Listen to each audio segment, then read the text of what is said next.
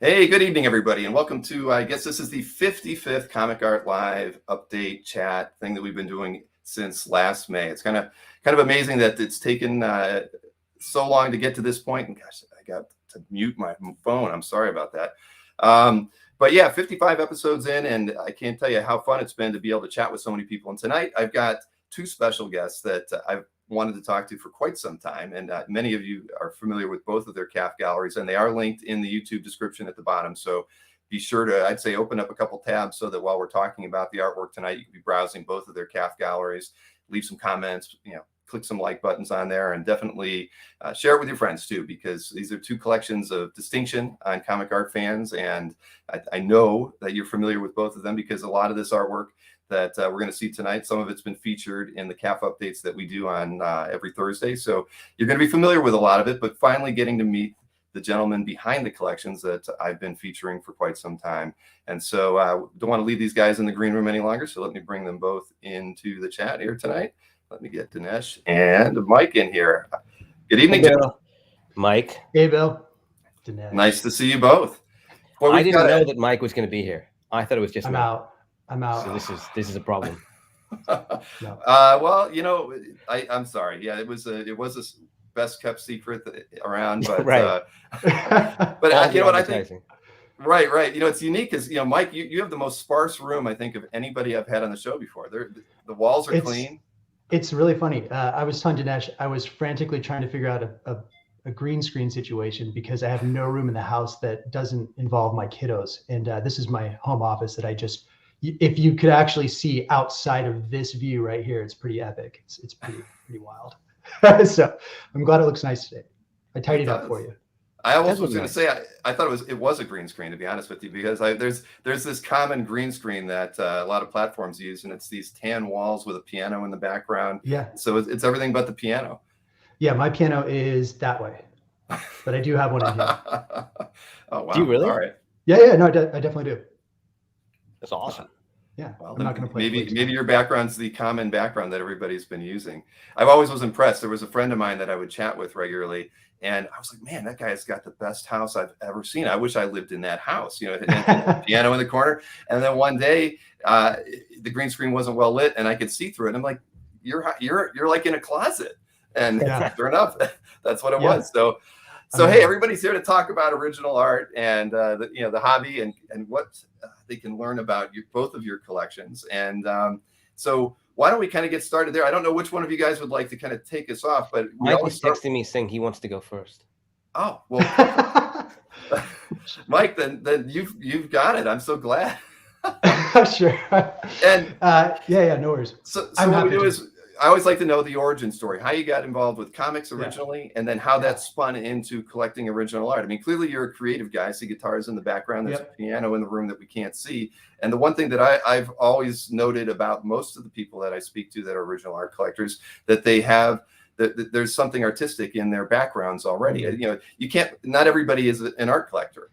But by and large, everybody that I speak to that is a original art collector and then a comic art collector, and first and foremost, they were brought up in a creative background, or I went to art school. I've got friends who've wanted to be illustrators. So so again, let's hear a little bit about you, Mike, to get it started. Yeah. So similar story to a lot of guys here on CAF. I grew up in the 80s. I was born in 1980, so I just turned 41. Celebrated my birthday up in Portland with a couple folks in the chat here. Grew up reading comic books, big fan of Liefeld and Jim Lee. X-Force was a big event for me. And then once high school and college sort of hit, I really kind of lost track of the comic industry. I didn't follow it. Obviously with baseball cards and the comic industry at the time, it was, just massive overproduction. And I thought, I'm going to be rich one day, and values just plummeted. Now we're seeing, Liefeld just did a really cool podcast on the 90s comeback, and we're seeing some of that stuff happen. But I really lost touch with all of that until about 7 years ago. Actually, and this is where my name comes into play. My buddies and I thought, man, let's create a marketplace for something. We were doing, as you can see, the guitars in the background. I was buying and selling a lot of music equipment, high-end guitars and guitar pedals and things like that. And so there was this site that came along called reverb.com, and it was one of the first websites to really impact eBay pretty significantly, to the point where eBay actually had to reduce their fees for musical instruments because they only charged, I think it was like 2.5%. And so eBay actually changed their fee structure because of the impact Reverb was having. And so we thought, man, let's find another industry that we could do this in. And I'm like, man, I love comic books. Let's just see if we could create a fun marketplace and just have kind of a pet project and create a marketplace for that. And so we were looking for a one-word.com domain, and you know how tricky that is. And so we're like, let's just make up a word. And it came out with Xatari. So it reminded us of Xbox and Atari, and that's where Xatari came from. And so just a pet project from years ago. But what was really funny is that actually was my gateway back into the comic industry. And so I started, I thought, well, let's do some research. And I bought a handful of books, ironically, some really good books. So Hulk 181, ASM 129, New Mutants 98. And I thought, oh man, Deadpool movie's coming out. This New Mutants book, this is the one. And it turned out it was the cheapest out of the whole lot. I had no idea at the time, but that's what got me back into it.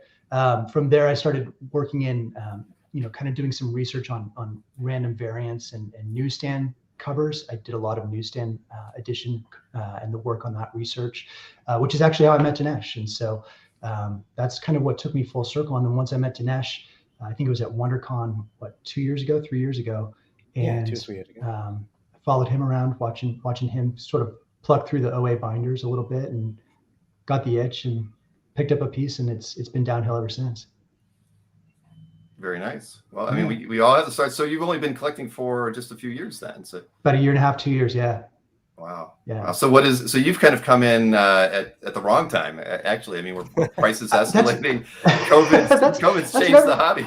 Everyone keeps telling me that, but I think for me, it was, I saw an opportunity to get into the industry because books were so high, right? So in the pandemic, the last 2 years, books were crazy. And I had a really nice collection of some pretty high grade keys. And so I just would slowly, if there was a piece of art that I was really after, I'd sell a book, and then I would use that money to go out and buy the art. And it's funny, everyone kind of looks at the hobby, and this, I'm glad there's some newer collectors in the chat too, because I came into this and I had no idea where to start. It was pretty overwhelming, to be honest with you. And I thought, I can't spend the kind of money I'm seeing on a heritage auction on art. And I was just really able to find some unique pieces and keep kind of parlaying that into bigger pieces. And I didn't start with massive pieces. I started with very, very affordable stuff. And I think those deals are still out there. I think they're starting to become harder to find, but I certainly found quite a few really sort of value plays, in my opinion, that and pieces that I truly love. It's not just an investment. It's really just a love for comics. And that's what's been really fun over the last 7 years, is to kind of rekindle that love, I think we're all sort of trying to re-grasp our childhood. And that's what this did for me. Sure. So what became of your comic project? Our IT guy moved to Texas a couple years ago, and we were just fumbling through it. We really had no idea what we were doing. We thought, we'll take some classes and we'll just sort of figure it out as we go. And it's, better than anyone, it's not that easy.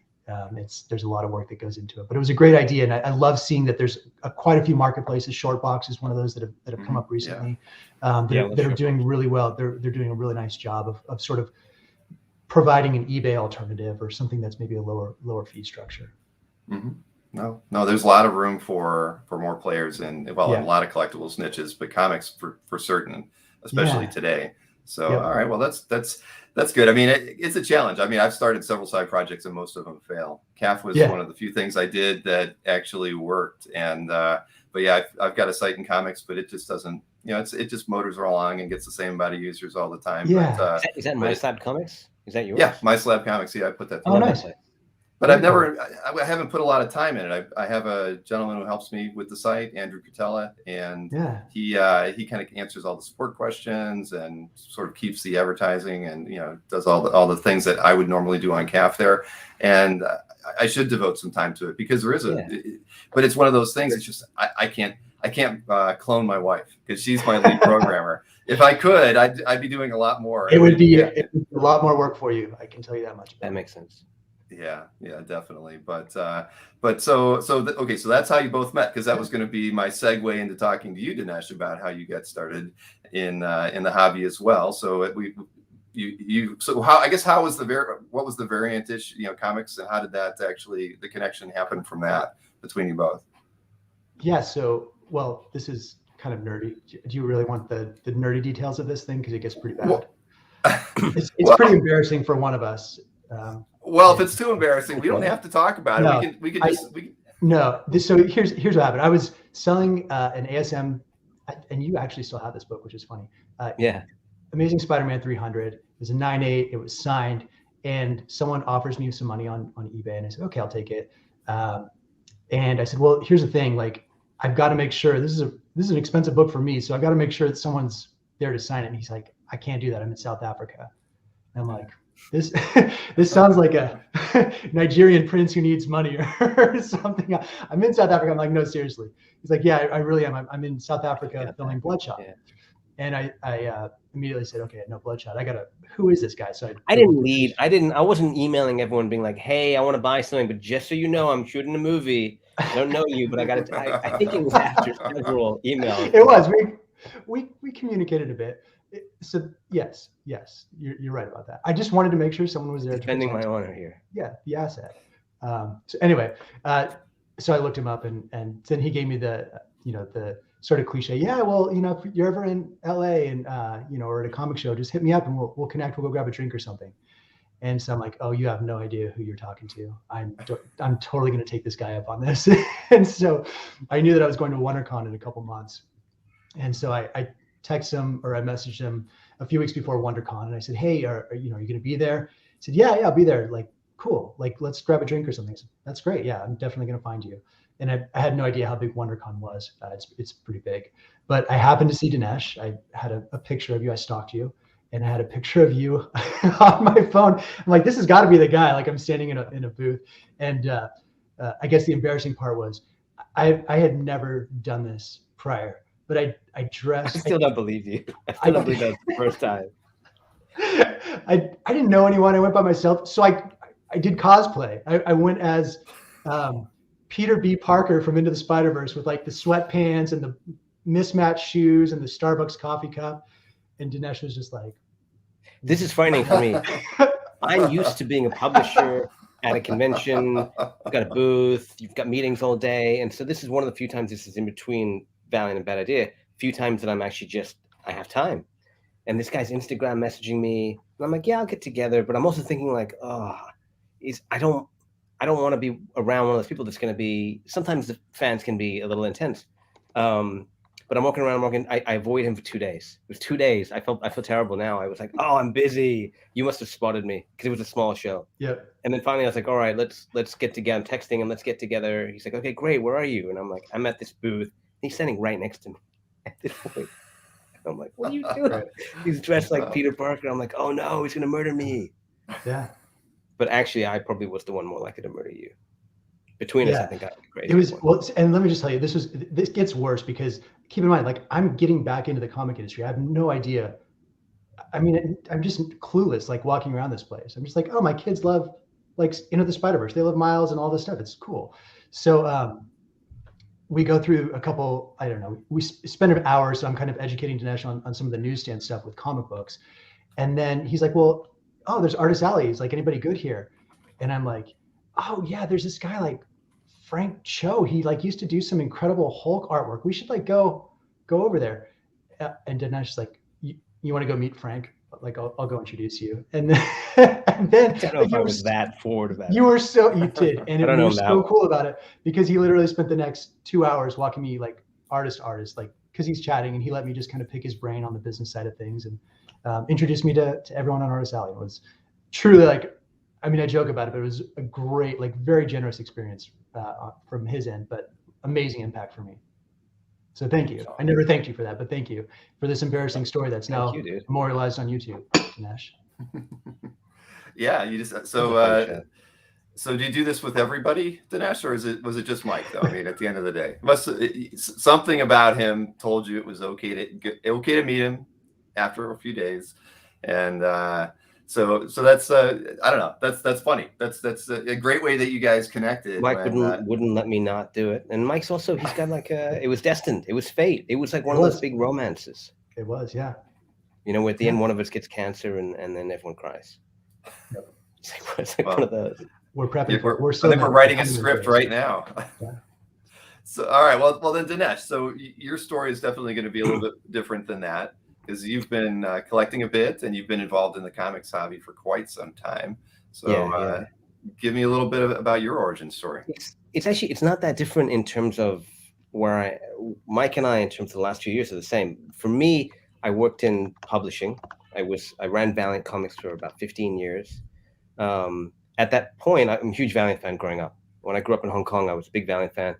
And I bought a couple of pieces of Valiant art from like Magnus. And I don't think I ever spent enough money to buy a solo piece, although they're much more expensive now. But I loved Magnus or Rough Fighter, especially the first 4 or 5 issues. So I would buy pieces when I saw them. That's why I had a CAF Gallery. So my CAF Gallery, I think I opened in like 2008 or something, maybe 5. Even earlier, I think 5. Yeah, long time ago. But I didn't add a lot of pieces because I didn't have a lot of pieces.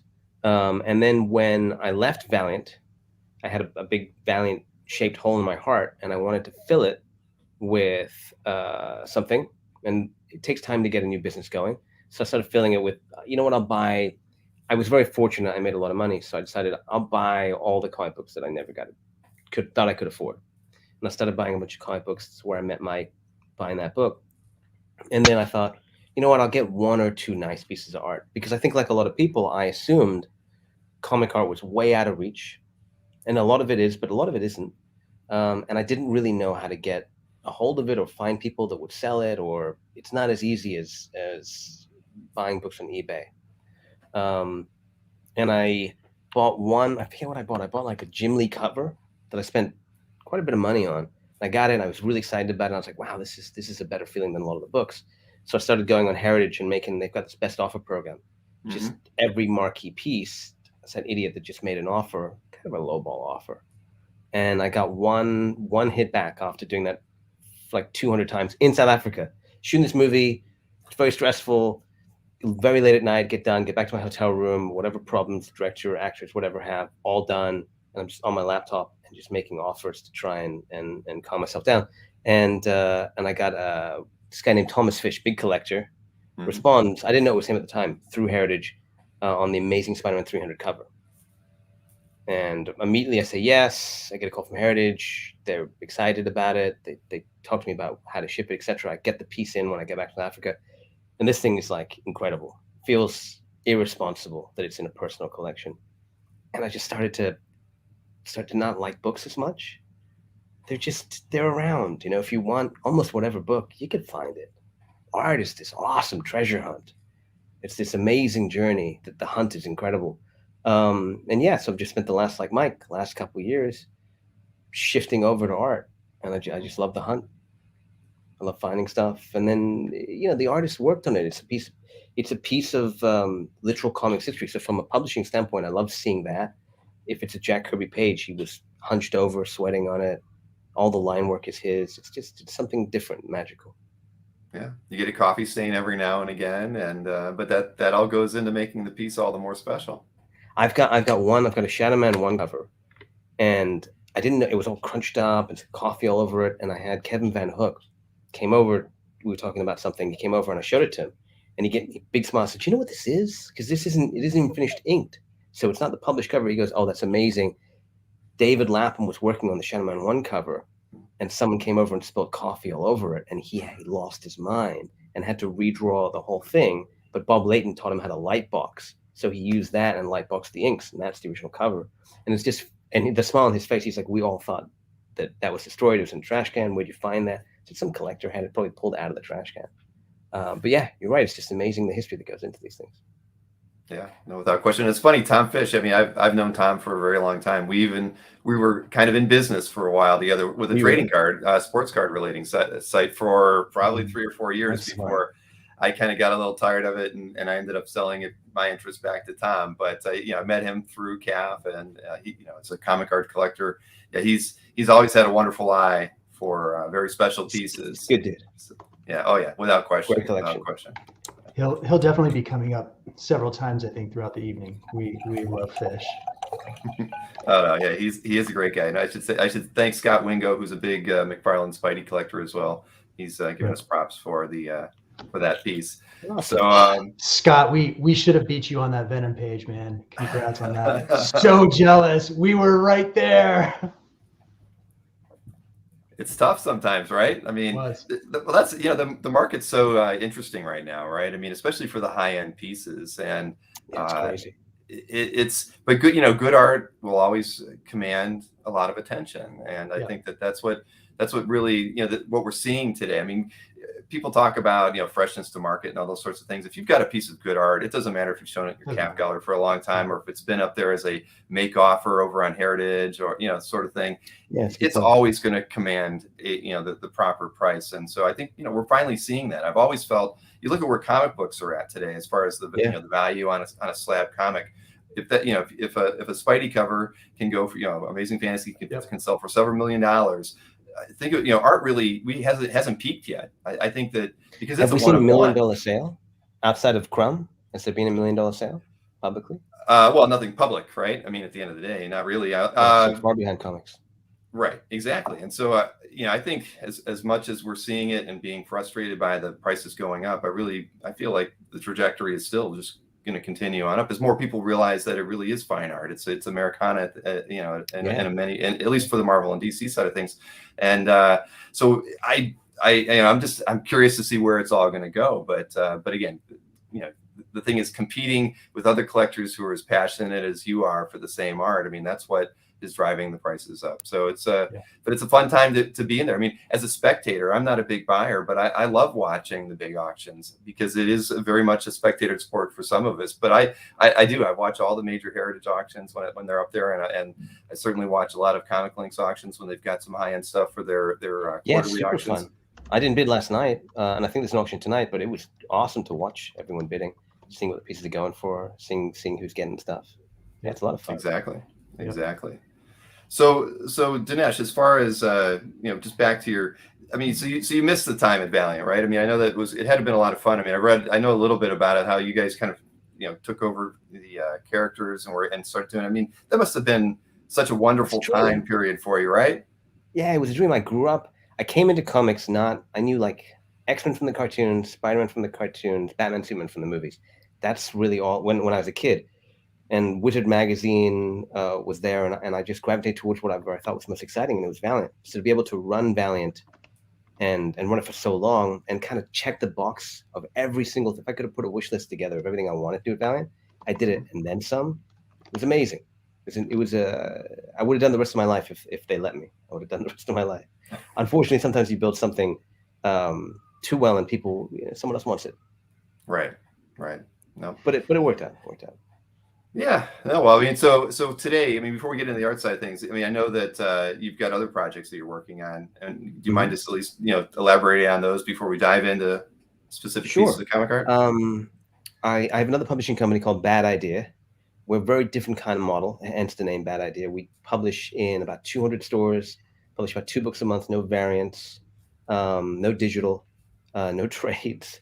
And it's really just a bunch of people. It's really almost everyone is from Valiant, with some new people as well, but almost everyone's from Valiant. And it's just a bunch of people that had fun making comics, doing it again, kind of on our own terms. And it's a very strange attitude. If people come, great. If not, that's okay too.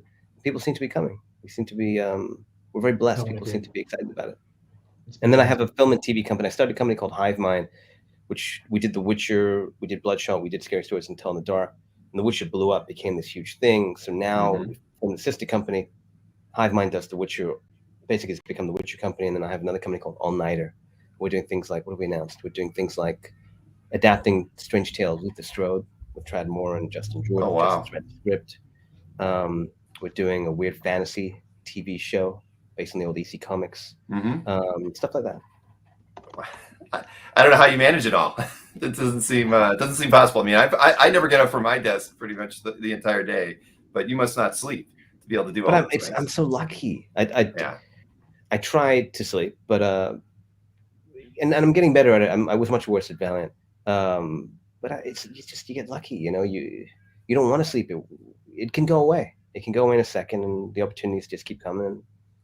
And it's a joy to be doing this. Right. Well, it never feels like work, right? I mean, I've talked with Nick Yeah. Ferrucci about that. We always say the same thing. You know, when you're be able to be involved in a hobby and something that you really love, and it never feels like you're working. So, you know, you might get a little tired here or there, but it never runs you down to the point where you just don't want to keep doing it. So I totally get it. The number of days I have a phone call and I'm like, hey, we should do that. Oh, it'd be amazing. Oh, I'm so excited to do that. And then that night I'm just like writing it all up and send it off, and the person's like, "What did you spend all night doing this?" Yeah, it was amazing. It was so much fun. Let's do it. Let's do the thing. It's just awesome. It's a great way to live. It is. It is. So why don't we talk about some artwork now? We've got I had each of you select 12 pieces of art from your collections, and we've kind of got them ordered here. So I'm going to follow the order that I got from you both, and then talk about it. I want, you know, how you picked them up, and just any of the pertinent points about why that piece of art had to end up in your collections.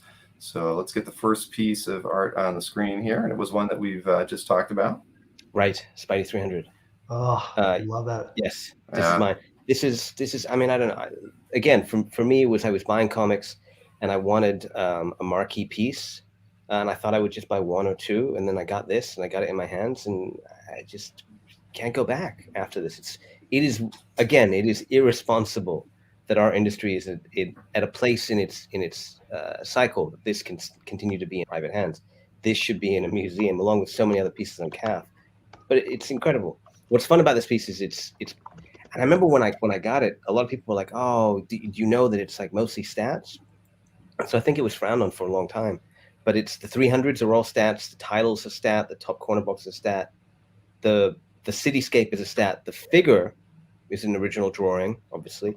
The webbing is an original drawing, and then the second webbing, fascinatingly, there's a drawing underneath the stat. So I guess Todd must have drawn it and then maybe didn't like the proportion, maybe enlarged it, shrunk it or something. And strangely, he's also signed it, I think 4 times. You can see 3 of them here on the cover and then once on the back. So I don't know how that would have happened, but I mean, this is just, it's a custodian. You know, I feel like a custodian of this. No, I don't blame you, but that's probably the last couple owners wanted him to sign it and see him sign it, so he just kept signing it every time it was brought to him, right? Yes, that's right.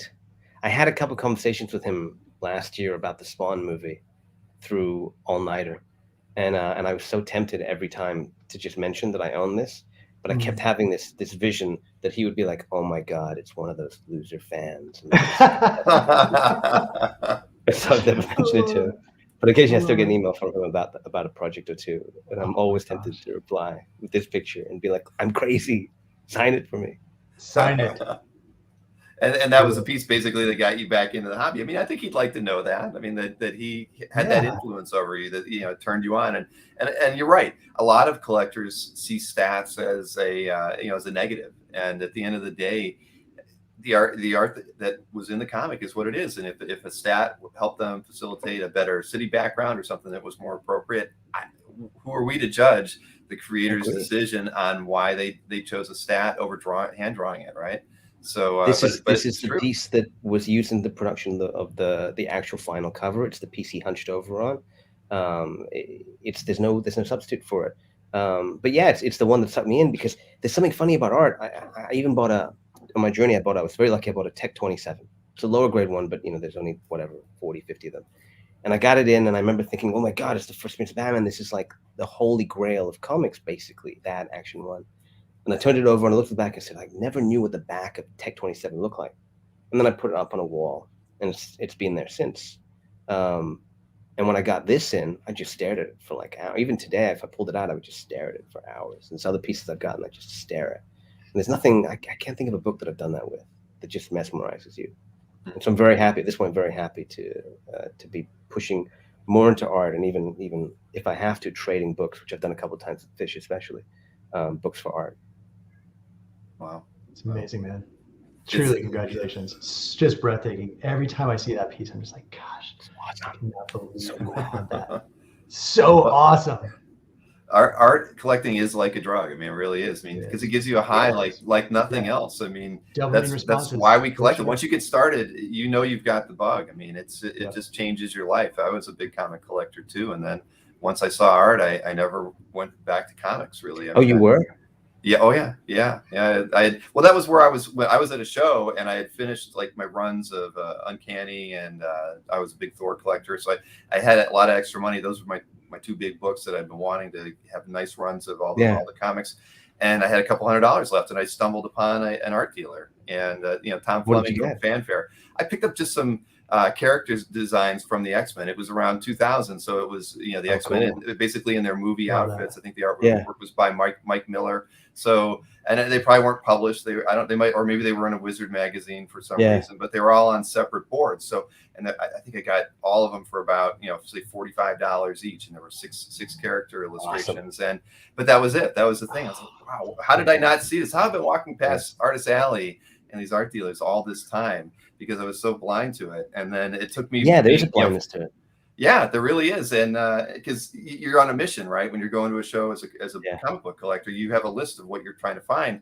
And that's all I would focus on. And I never really cared to look at the art until I completed those runs and had extra money in my pocket. So yeah, but again, after that, I can't say that I ever bought a back issue after that. I devoted myself completely to comic book art and sold off the runs of X-Men and Thor. Yeah. I feel like both Mike and I are on that journey where we're slowly there right piecing now. away. Yeah. So true. No, it's a great journey to be on. I completely agree. And I keep thinking, like, am I going to regret when one goes out the door? Am I going to regret not having this book, or this is my highest grade copy of this book?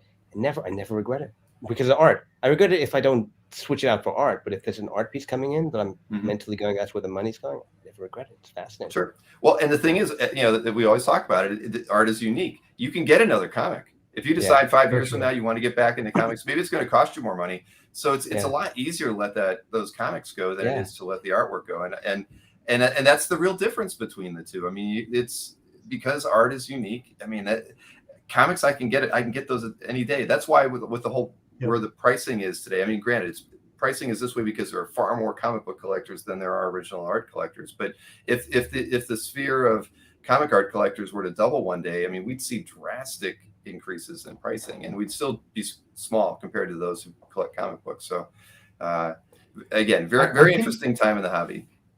I think, Bill, it's because people still feel like OA is inaccessible, right? Like it's this like sort of mystique, and they don't know how to get started. And I think that when I came in here, I felt like there was not necessarily pushback, but it's like, this is our thing and we're going to guard it. And it was very weird coming in as an outsider. And I think that the more that we welcome new collectors into the hobby, it's better for all of us, right? They're going to unearth things that maybe you've been looking for, and maybe that will actually trickle to you. That's happened to me. I think that new collectors, we need to figure out how to be more welcoming as a community to new collectors, because I think that's just a huge, that's our next generation of the hobby, and we got to be mindful of that. We got to caretake what we have right now, but also be mindful and foster and nurture the next generation. I completely agree. On Sunday night, we were doing a collector conversation, and it came up that just talking about how to get started in the hobby, and of course talking with Dino Mauricio about that, and it just made me think I need to put together just a 20-minute video on how to get started collecting original comic art, and that the barrier really is low, and you just need to take that first step. And it's something that I've never done a lot. Well, I really don't. CAF doesn't do a whole lot of marketing to generate more collectors and those sorts of things. I've been very bad about that in the almost 19 years that we've been running it. But I think it's time. It really is. It's the right time to be doing that, because we need more collectors. It'll help bring about more art. It's great for the artists at the same time. I mean, I love being able to give back to the creators who are out there, working today. And I think the more people we can bring into the hobby, the better off it will be for them as well. Yeah, agreed. It's a great mission. I agree. So let's take a look at one of your pieces here, Mike. Man, I love this piece. This was so Bill, this is the Humberto Ramos 1 in 25 variant cover for Strange Academy 1. And I got this from Humberto's rep, Joe Damon. And I don't know if you know Joe well, but Joe was so instrumental in my early sort of entry into the hobby. Joe is actually very welcoming of me as a new collector. And this is such a cool piece. Ramos, like, people either really just love him or they don't get it, right? And that's okay. But I love Ramos. I love his Spider-Man. This cover to me was just amazing. And to be honest with you, I bought this before the book came out. So it was a little bit of a gamble. This was one of my first big purchases. I had just sold some big comic books. And Joe had posted this piece and the other Ramos cover on CAF, actually. That's how I found it. And I was like, man, this is so much money, but it's so cool. And I just love it. I got to have this, and I want to just touch it and, take it home with me. And what's really cool is Joe actually lives about 15 minutes away from my in-laws. And so we're able to do the transaction in person. And he's just been a really, really instrumental person in my collecting. He put me in touch with quite a few different reps that I didn't know how to navigate. Like I said, when I first came into the hobby, he connected me with several pieces that I had no business getting, which I think several are actually in this lineup. But yeah, Joe, if you don't know Joe Damon, he was just a really, really gem, especially for a new collector coming into the industry. He was awesome. So Brian Lake, here you go. I know you're a big Strange Academy guy, and this one's for you, bud. So thanks. I remember when you got this. I remember you. I remember you tried to talk me out of it. I did try and talk you out of it. And if it wasn't for him, for Joe, I don't think you would have done it. And he really, we're talking about a video to help people get into collecting art. He really was your video. I mean, he really was your entry. He was. Yeah, 100%. Yeah, he's great. We text all the time. We were texting during the show. He's just a really, really good dude. He means well. And he's a great rep for Ramos. He's got some incredible pieces. In fact, I think I bought the Champions 2, the whole issue, from Joe, because I love Ramos stuff, and love Champions. So I've only emailed with Joe, never met him. Oh, he's awesome. Yeah, definitely. If you get a chance to connect with him, he's wonderful. I will do that. He's at a CAF Gallery for quite a while, and obviously market Ramos's work, but no, I know he's moved a lot of artwork through CAF, so that's good. Yeah. And what's cool, I mean, it worked out really well for me. I had at one point, I think I had almost every Strange Academy cover. I've since let a few other collectors have several of those. Raj has my other Ramos cover. I think Brian has one of my others as well. How many did you have at one point? You had at one point. I think I had talk you out of that one, and you had so many. I was like, "What are you doing?" I think I had 4. Have them all. I had 2. Let's see, 2 Scotty from the same issue, right? From issue 2 1. Scotty Youngs, 2 Ramos covers, and the Jerome Pena cover. All amazing. I think I still have. You have interiors too, right? I don't from that issue. Ramos. See, this is the thing about Roberto Ramos. He keeps all of the first issue. He has all of issue 1 and his cover A. He kept. So smart to pry that away. So the guys who have pages from issue 2, I think Vinny Kumar has a page from issue 2. I mean, that's basically as early appearances you're going to get. It's pretty cool. Cool. Yeah. Love that. I'd say you got the bug. That was my that is a beauty. Yeah, that's cool. No, and I'm sure Joe he's been a gateway for a lot of people. I mean, that's why CAF is. CAF, that's the great thing about CAF. You have somebody who's repping a popular artist like that, and it brings a lot of people into CAF, and that's kind of their start, right? So I think that that's why I've never discouraged people. I get a lot of people say, "Oh, you should do this, that, and the other," and force people to have their own websites and that sort of thing. But I like the fact that people use CAF in that way. There's a lot of dealers or reps that use CAF just as a place to market things, and again, it brings new people into the hobby. It brings new people into CAF, turns them onto the site. It works well for everybody. I wouldn't have found any of, literally, like the first thing I do when I'm looking for a new piece, I go to CAF and see who has it and just, shoot them. I watched Dino had that great video about how to sort of talk to somebody who hasn't, not for sale listing. And I was like, okay, I'm going to take notes and I'm going to do that. And I do that all the time. I did it today, in fact, for several of you. So if you're watching, I'd love to buy your pieces. There you go. Yeah, no, Dino's the best. He really does. He has an so incredible approach to the hobby, and so sweet. I mean, he could write a book on how to collect original art and the best way to approach other collectors, and the best way to not feel like you're screwing yourself into certain things, like how to have the proper focus and approach to buying original art. I mean, he's a wizard at laying those things out. Whenever I've got him on, I'm always taking notes myself as well. I mean, at the Sunday show, there were a couple of things that I had made note of that I thought were really important, that if I do put that video together, which I will, there were some things that he had said that I felt have to be a part of it, because that's the best way. But I don't have those notes in front of me, or I would say them again today. But it was a great thing about artist, character, and about if you're buying something for at least the artist, the character, or the title, two of those things are popular or important to you. You'll never be disappointed by what by what you're buying. And you may not be able to get the title, but if you can at least get the artist and a character on the page, you're doing well. Yeah. Or if you're a title, maybe you don't get the artist you want. You're still going to be happy that you got a page, even if it's by one of the least known artists that you've never even heard of them. You're still going to be happy with that page. It's from the book and it's got the character on it you wanted. So to me, it's such a simple idea, but you think about that. That's the easy way to stay happy with your collection. If you're not buying something for investment or just to have something in your portfolio, if it has at least two of those three things in it that are important to you, you're always going to love that piece of artwork no matter what. Right. It's great advice. That's probably the best advice you can give to someone. Just buy what you like and spend what you're willing to frankly lose. Exactly. If it becomes worthless, and you'll always be happy. Yeah, great point.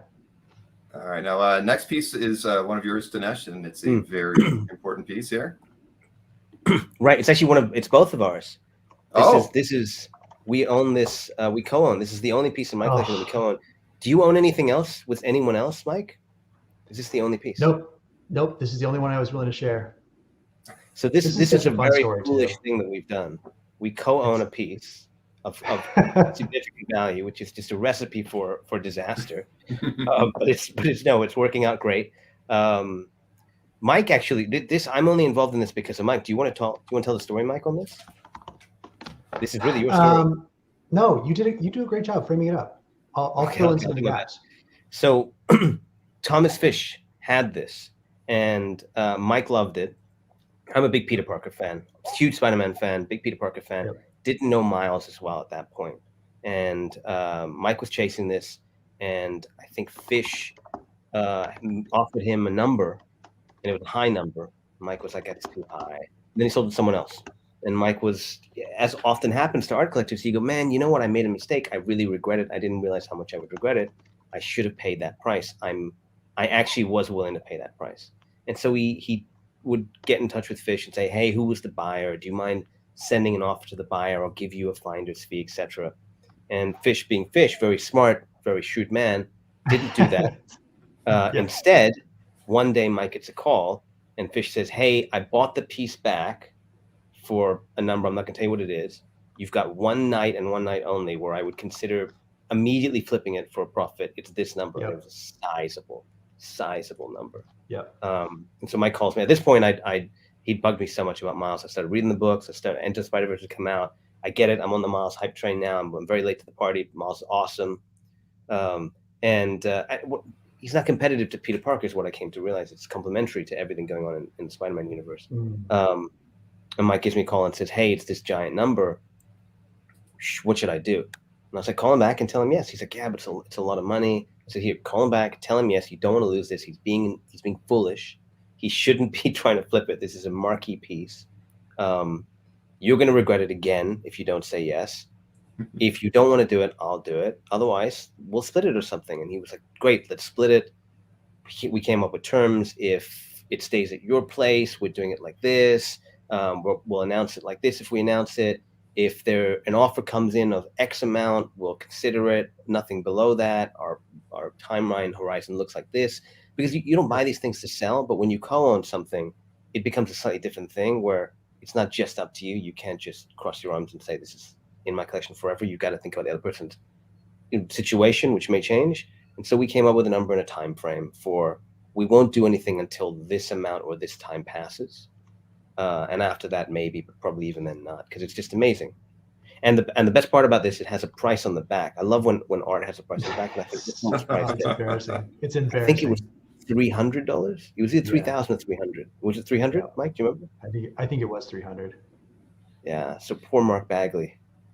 Right. You always want to buy art from the artist if you can, especially when it's high dollars. But unfortunately, this one was sold a little early. Yeah. Yeah. This generation 15. So let me, I'll fill in some of like my perspective on this, because I get this a lot. Like, why would you co-own a piece, right? Like, why would you do this? Was it because you didn't have the money to shell it out, or what was it? And so for me, so let me preface, my background is banking and investment. So I work for a very large bank. I manage several states in the West. And I'm always thinking like, because of my background, I'm thinking, if I have to get out in a crisis, how do I get my money back? And that's kind of always in the back of my head. And in this case, I knew that if I was a new collector and I came in here and that price came out and someone, and that showed up in my CAF gallery and someone said, this guy has no idea what he's doing, right? Like, he's bought a bunch of modern covers and it carries very little weight. This is a brand new collector who just significantly overpaid. That's how that story narrative would have gone. And so when I brought this to Dinesh and he said he'd be willing to split it, I said, okay, so here's what I want to do. I want you to post it in your CAF gallery. It's going to get way more views. It's going to get way more attention. And it's going to actually create a lot more validity because you have the ASM 300 cover. So now when collectors, especially the older generation that would maybe not esteem modern art the same way, or characters from the modern period, I should say, newsstand and modern period, if it's in Dinesh's gallery and it's next to an ASM 300 and the first Jim Lee X-Men cover, and it's next to all of these like incredible pieces of art, now all of a sudden there's some validity to it, and people will realize what it is for what it is, so to speak. So both of us have kids. I have a 9-year-old and a 5-year-old, and we have watched Into the Spider-Verse at least 100 times. All of my buddies, their kids are like, their Spider-Man is Miles. That's when hey, who's Spider-Man? It's Miles. Like, they don't even know Peter the way that we know Peter, right? It's not the Peter that I grew up with. For them, Spider-Man is Miles.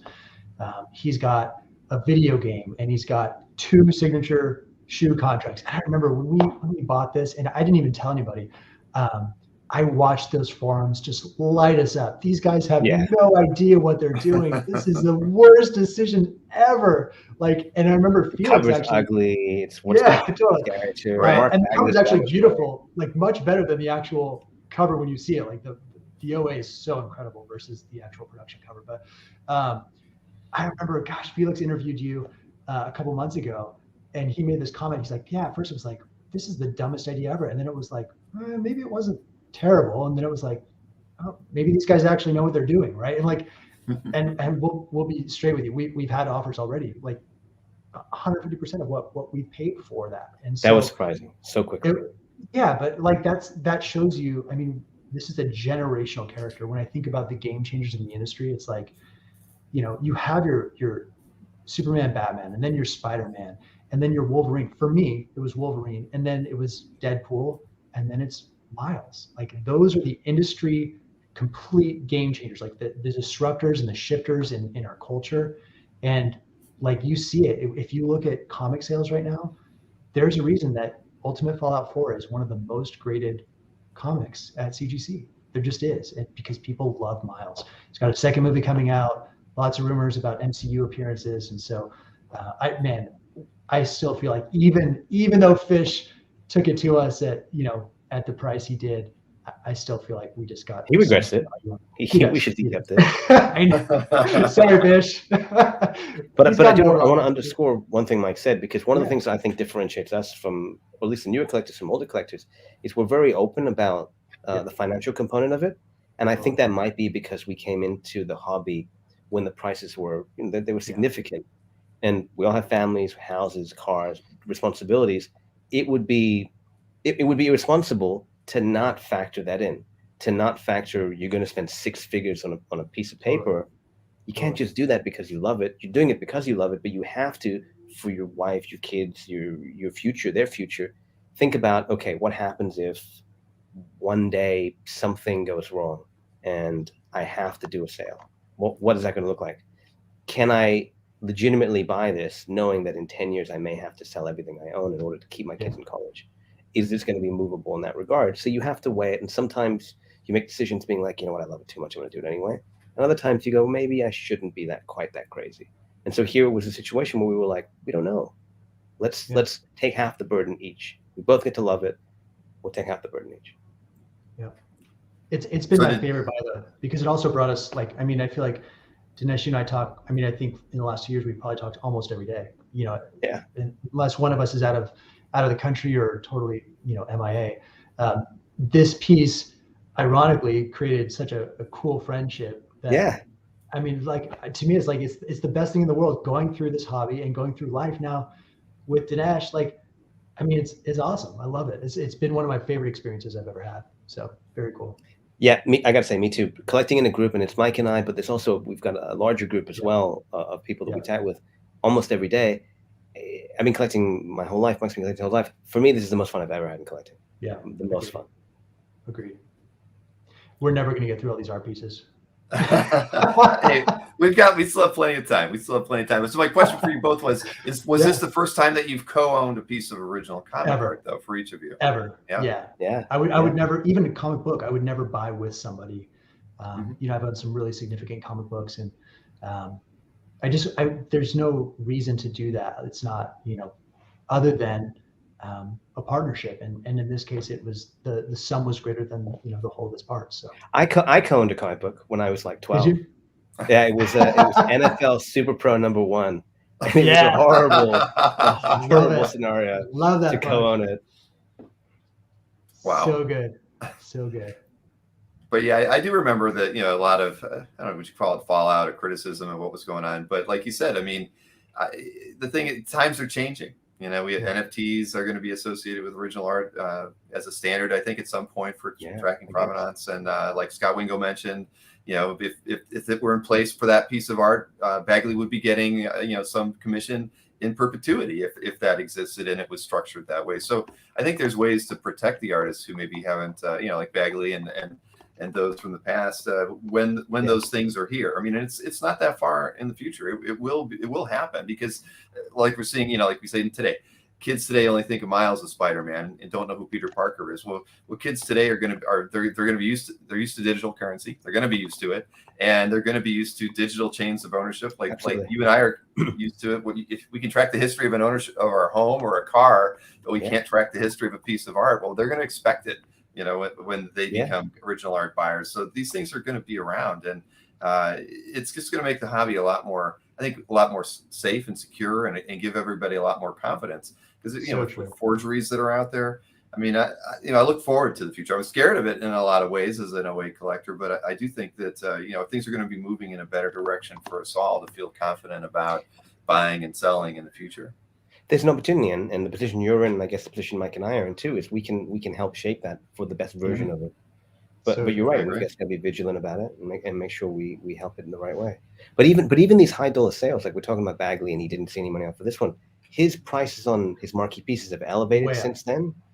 And I know some of them he still owns and is able to take advantage of. And then also, I think probably his newer stuff, commissions, all that stuff, it's going to help. Whenever there's a marquee sale, if anyone just elevates the artist and kind of across the board.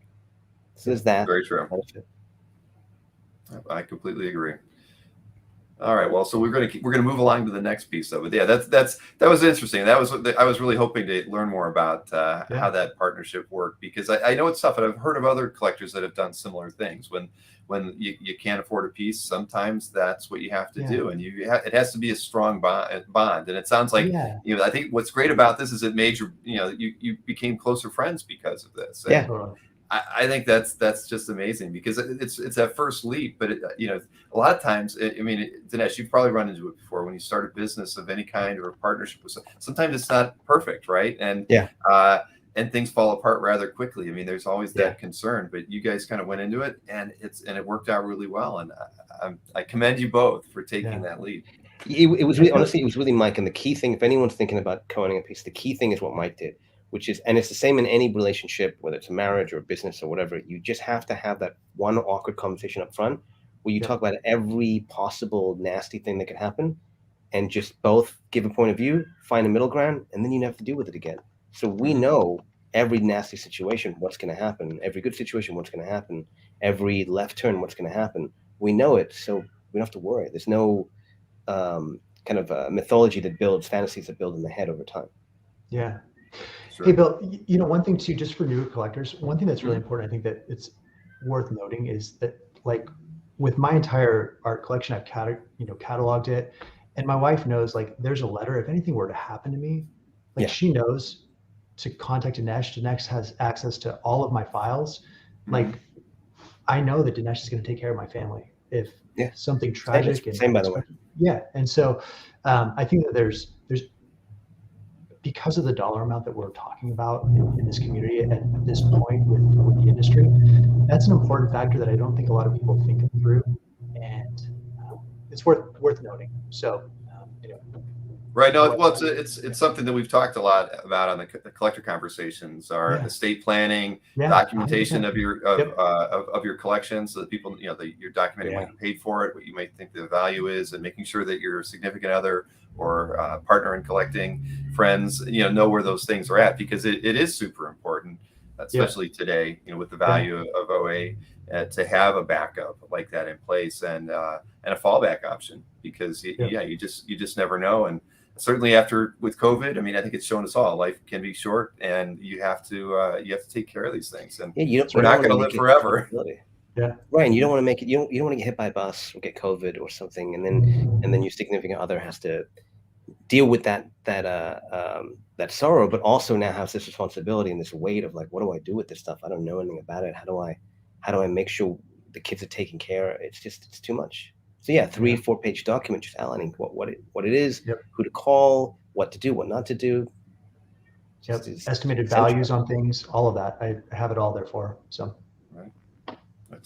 it's mandatory today. I would also encourage everybody to have you got to have the spreadsheet. Use CAF if you have to document everything. That's all in there. And we finally made a way for you to export that data. So people should definitely be cataloging all their past sales. It's private. Nobody can. I don't look at it. It can't be shared with anybody. So people should at least feel secure in being able to track that information for themselves. But all right. Well, again, let's. How about we look at a different piece of art, and sure. This will be the fourth one for the evening. Sorry, we'll catch up. This is oh my goodness, After Miles. So again, I have 2 little girls, 9 and 5. We love Spider-Verse. Gwen is just like, love Gwen. And I wanted this cover so badly. I think I called Joe Damon actually, and Joe put me in touch with Quan, and then Quan put me in touch with the owner of this piece, who has become a friend of mine, and just a really, he doesn't publish his stuff quite as much, and totally understand that. But he's been just a true gentleman in the hobby, and has been great. He's sourced quite a few of my pieces have come from this particular collector. And so special shout out to him, and certainly thank you for this incredible piece. I brought my wife with me to pick this up, and she nearly had a heart attack when she saw the price of it. But we sort of made this agreement. When I was selling guitars, as I mentioned before, I had sort of a separate kind of collecting account, and she said, I don't care what you do with that account as long as it doesn't come from our account. And so this is the 1 in 25 Greg Land cover. This to me is actually truly my favorite piece I own. Doesn't disappoint in person. Like when you see this, it's just so incredible. First Spider-Gwen, iconic costume. She's got the ballet slippers. She's got the mask. I mean, Gwen is just incredible. So this is a great piece, dude. This is a great piece. For every young girl growing up, this to me is this is it. I love it. That's beautiful. My oldest daughter has a Spider-Gwen outfit, so I'm going to show this to her after the show. She'll be like, "Can you buy that for me, Dad?" It's so funny, Bill, you mentioned that. So when I was sort of looking at buying this piece, I was talking to a buddy who's outside the hobby, and I was kind of explaining the pros and cons of this. I'm like, man, it's a lot of money. I'm really nervous about this. And he's like, it's funny. I was taking my daughter to Target, and she had a Spider-Gwen, like Barbie doll kind of thing. It was like an action figure, but like a 12-inch. And he's like, she knows Spider-Gwen, so I think she just do it. And that's actually the thing that set me over for this particular piece, was a Spider-Gwen Barbie doll in Costco or in Target. Pretty amazing. But truly love this piece. This would be one of the last pieces if I ever had to sell. This would be it. Yeah, I don't blame you. But see, that's the thing. We experience comics in lots of different ways. It was the cartoons on television, but today, you've got a Barbie, right? Yeah. And I think anyone's gateway to getting into comics, is a good thing. Whether I don't mind that Disney owns Marvel. I'd like to see them do more things with it, because I think it helps expose people more to comics. And we know comic sales aren't what they should be.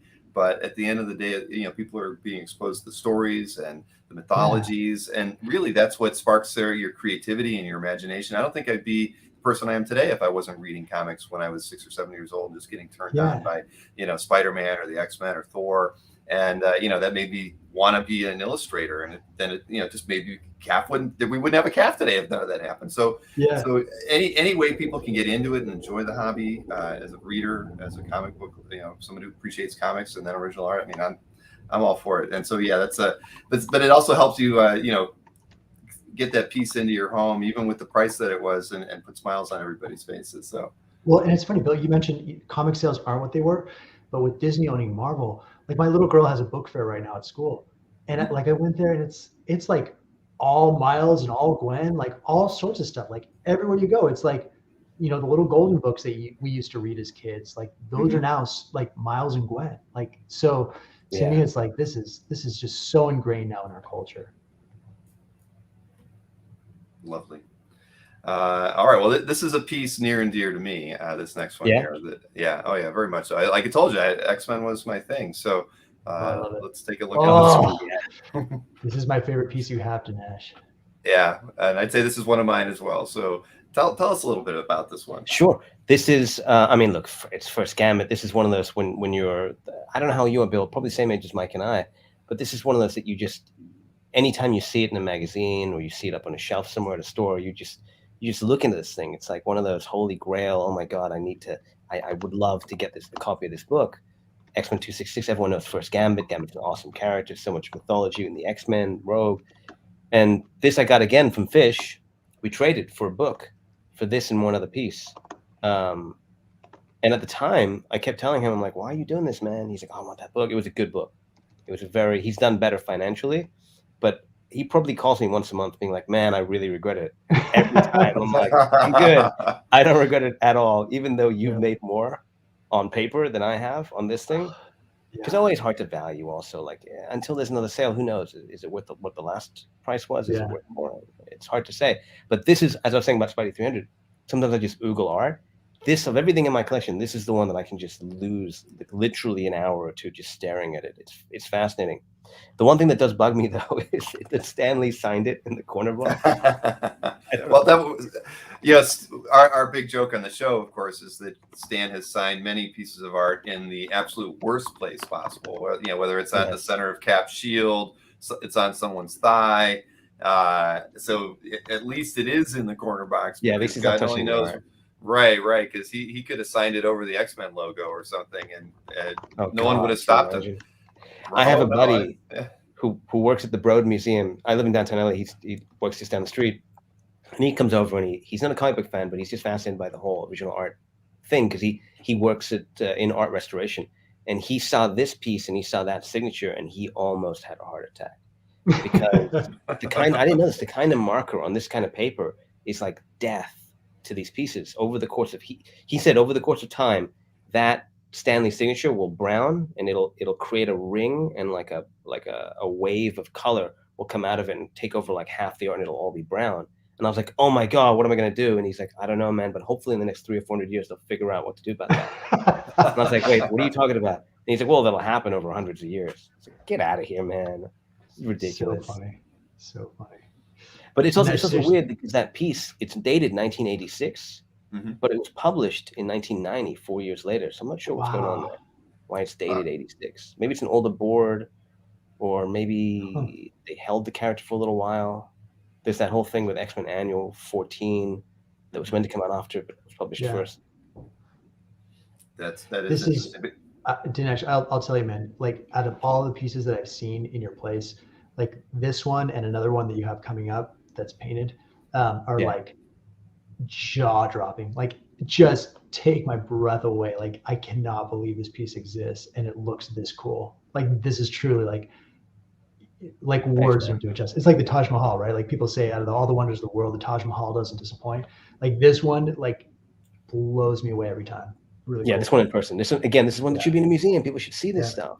Yeah, that's true. And it came from Fish. So Fish, if you're watching, you got to stop telling me stuff, man. You got to stop. It's terrible for you. Oh my gosh. Oh yeah. Well, like I say, Fish, he's just had a very good eye. He was very active. Oh, he's always been very Yeah. active in the hobby. I mean, and he's always just kind of done it for fun, because his story is, he really got himself going by selling Pokemon cards. Yeah. Believe it or not, back in the day when That's how he nobody, well, he was already in the trading card business, but all of a sudden Pokemon, the first set series came out, and it was so hard to get in the United States. And somehow he managed to get several pallets of Series 1 Pokemon cards shipped him. So I don't even know what year this is. It's I don't even know. I don't want to guess, because my kids are into it too. They'll hate me for not knowing that. But so he had it all shipped to him. So he was like the only place you could buy Pokemon cards when it first came out. And that was really how he kind of bankrolled a lot of the rest of his businesses and the fun things he's gotten himself into. But it's hard to imagine, right? And then look at where Pokemon cards are today. A case of those, if he has a couple of those laying around in the just imagine what if he had a couple of pallet. There's a missing pallet found in the Tom Fish warehouse of those. But then he rolls that into like a New Mutants '98 cover. Like, I think he'd be okay. Like, Fish, and honestly, Bill, like when I think about Thomas Fish, like, this is a guy. So Dinesh and I talk a lot about the context and like the changes in generations of collecting. And I think as I look at like the past, it's all about the artist and the piece and the specifics of that. And Fish was like, I want the context. I want the first appearance or the first whatever it is of this character, because that's what I connect with. And I'll be honest with you, I think he was so ahead of his time, because to me, that's totally what I get. Like, coming from comic books, it's all about the first appearance. Like, I got to find that first appearance, because that's what connects me to the character. And man, Thomas Fish, dude, just nailed it. Like, so jealous of his collection. Really cool. But it's happening a lot. I see a lot of my friends that were book collectors are migrating over. They're a couple years behind me, but they're all migrating over. And I just saw, I sent it to you, Mike. I can't remember it was someone's gallery on CAF that I go to every now and then. And it's a bunch of like bronze and like older works, and they were all listed like CAF normally is, and then it suddenly all changed this week, and it's all listed kind of like Mike and I do, which is the name of the cover, whatever, and then brackets, first appearance of whatever. And I clicked on one of the pieces of art, and it said it had what it had originally when he put it up. I love this piece. This is what I grew up with it, etc. Then I had a little update saying I sold it. Then I had another update saying I managed to get it back, and then I had this addendum, which was new, and the addendum was like, there's these collectors out there that are going after first and early works of characters, and I'm kind of getting into it, and so I'm going to change my gallery, and I'm going to change my top 12. And I was like, look at this is crazy. It's like a weird evolution. So maybe it's part of the natural state of the collectibles. Maybe comics will do the same thing. It's true. I mean, and until it's really been the last few years that I've noticed people going after first appearances, whether it was first time on page or at least just from the first book that a character was in. But you're right, it totally makes sense. I mean, first appearance of Wolverine. I mean, from that Hulk book, the expense on that, or the cost of. And it's funny that it isn't more prevalent in original art collecting as it is, I think, as it is today. But there are a few collectors like Jordan Joannou, who is he's always collected first, second appearances, very early appearances. That's always been his approach. I mean, he's got an amazing collection of first appearances, but I can tell you, until recently, I never really thought too much of it. I mean, and I don't know why. I mean, maybe it's just because of my approach to looking at the art. I never thought about it. It's like, I want to have that first appearance. I just want to have good examples of maybe a character, right? But I think as the hobby becomes more and more expensive, I think first appearances, it makes a lot of sense that a lot of collectors are gravitating to those things, because they will be more valuable. And as more collectors come into the hobby, it's just going to escalate even more. So it's also awareness, right? Yeah. It's also awareness of the art. So certainly there's collectors that they want a certain representation of artists. They have a list of artists, so they want certain representations of characters or characters by artists, and that's what they gravitate towards. And you still see that now. There was a Todd McFarlane interior page a couple months ago that sold way more than I think anyone expected to, because it was a great representation. But now with comic books themselves being so first appearance heavy, you're just seeing the awareness of the first appearance of Hulk 181 or Ultimate Fallout 4. Those covers get so much, I guess, airtime that when the original art comes up, I think it's so much of it is, I remember seeing that. I've seen that so many times. It has an impact. I think that's Yeah. partly what it is. Well, and especially Sure. with like the slab generation, you know, like we're now Yeah. encapsulating our Slab books. generation. That's great. Yeah. And so it's like you want to have that piece that like you're not going to flip through the book anymore. So you like, to me, I want the page because I can't see it. It's now it's in plastic and it's like sealed. So I want that page so I can actually see that image, you know, like that's Yeah. how I view it Yeah. coming out, you know, again, like, what do I know? But I'm a year and a half in the hobby, but that's what was appealing to me. And you'll see some of that in my gallery is pages from first appearance issues that I think are just so cool. Agreed. And speaking of the CAF galleries, remember everybody that in the description here on YouTube, and that it should be on Facebook too, but on YouTube for sure, you can go into both Dinesh and Mike's art galleries on CAF and be checking out their art while you're watching the show tonight. So please do that. All right, well, let's take a look at the art. Oh, go ahead. I was just thinking, I wonder, Sure. Mike, had we come in earlier, would we be first appearance guys? I wonder if I it's don't know.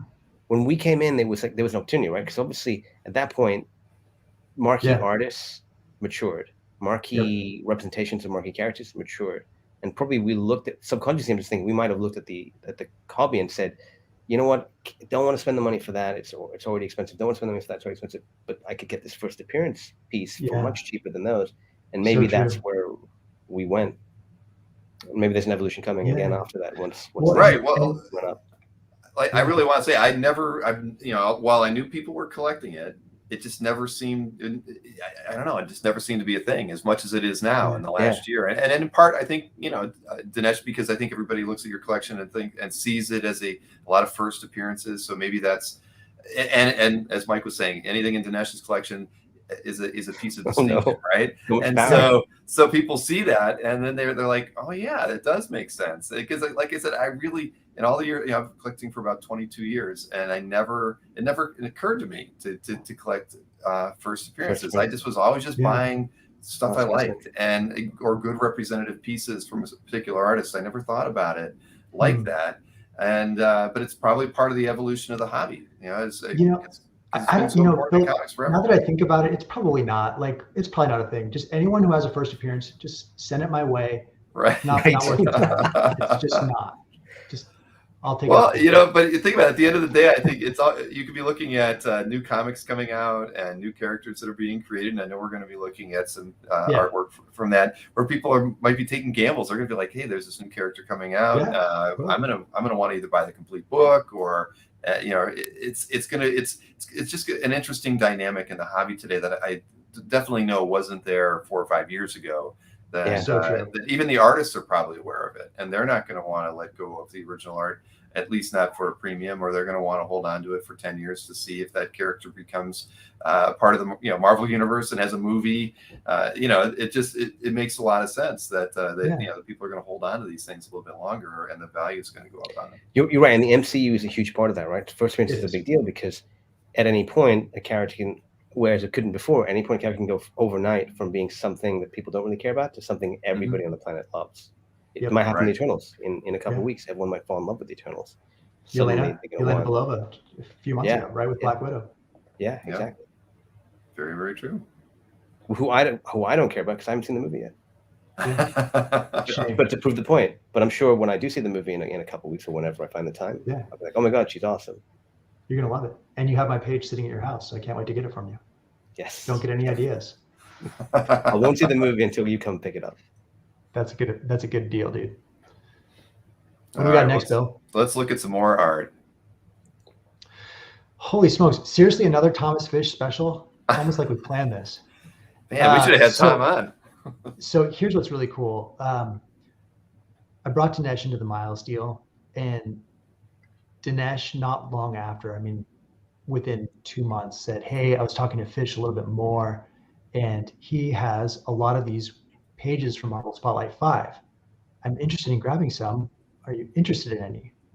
And here's, you know, we talked about sort of the benefit, like offline, we talked about the benefit of collecting as a group. And this is one of those situations where Dinesh had found an opportunity and said, hey, like, we have an opportunity here to buy, I think it was like, was it 14 pages? 14 pages, 14. Yeah.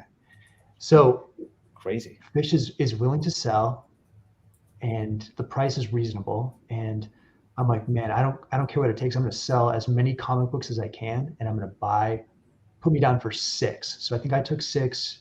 He took 7, and then one of our friends. And then we cut Vinny Kumar in to 1. Yeah. And these pages are incredible. I mean, Plug just unreal. The lines on these things and just that, it's just really, really fantastic. And so this was such a fun experience too, because we had a draft. So it was almost like a fantasy football draft. Yeah, that was fun. Oh my gosh. I did so much research on this. I think I had 5 different people go through every page of this issue and rank pages by like what they thought was the most important page. And we had such a blast doing this thing. But this is amazing. Transformation page, you see Ghost Rider up there. Johnny Blaze is turning into Ghost Rider in the top left panel. You see the iconic Ghost Rider outfit in the bottom right. And it was just, to me, this page was so cool. I love this thing. Yeah. As I'm looking at this, I realized that even if we'd come in early, we would have been first appearance guys. I think we're just totally.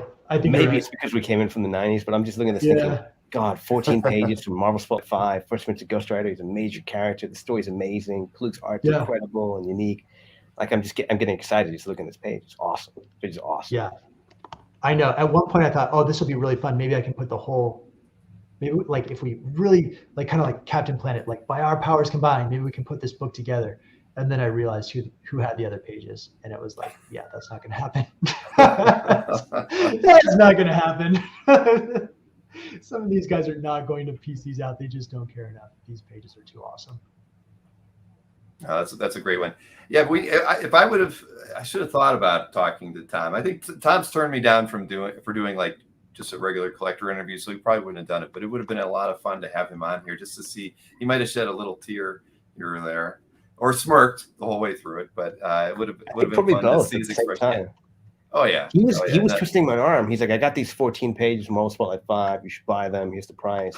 And now I got to play cool. I'm like, Marvel, what's that? Marvel Spotlight 5? Oh, that's Ghost Rider or something. In my mind, I'm like, oh my God, don't say yes straight away. You'll get skittish.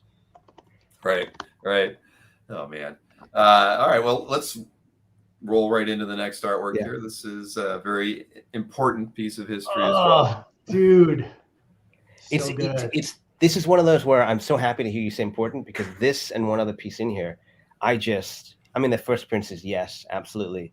But they're just also, anyone our age came in probably through Death of Superman, this issue, this art was so big.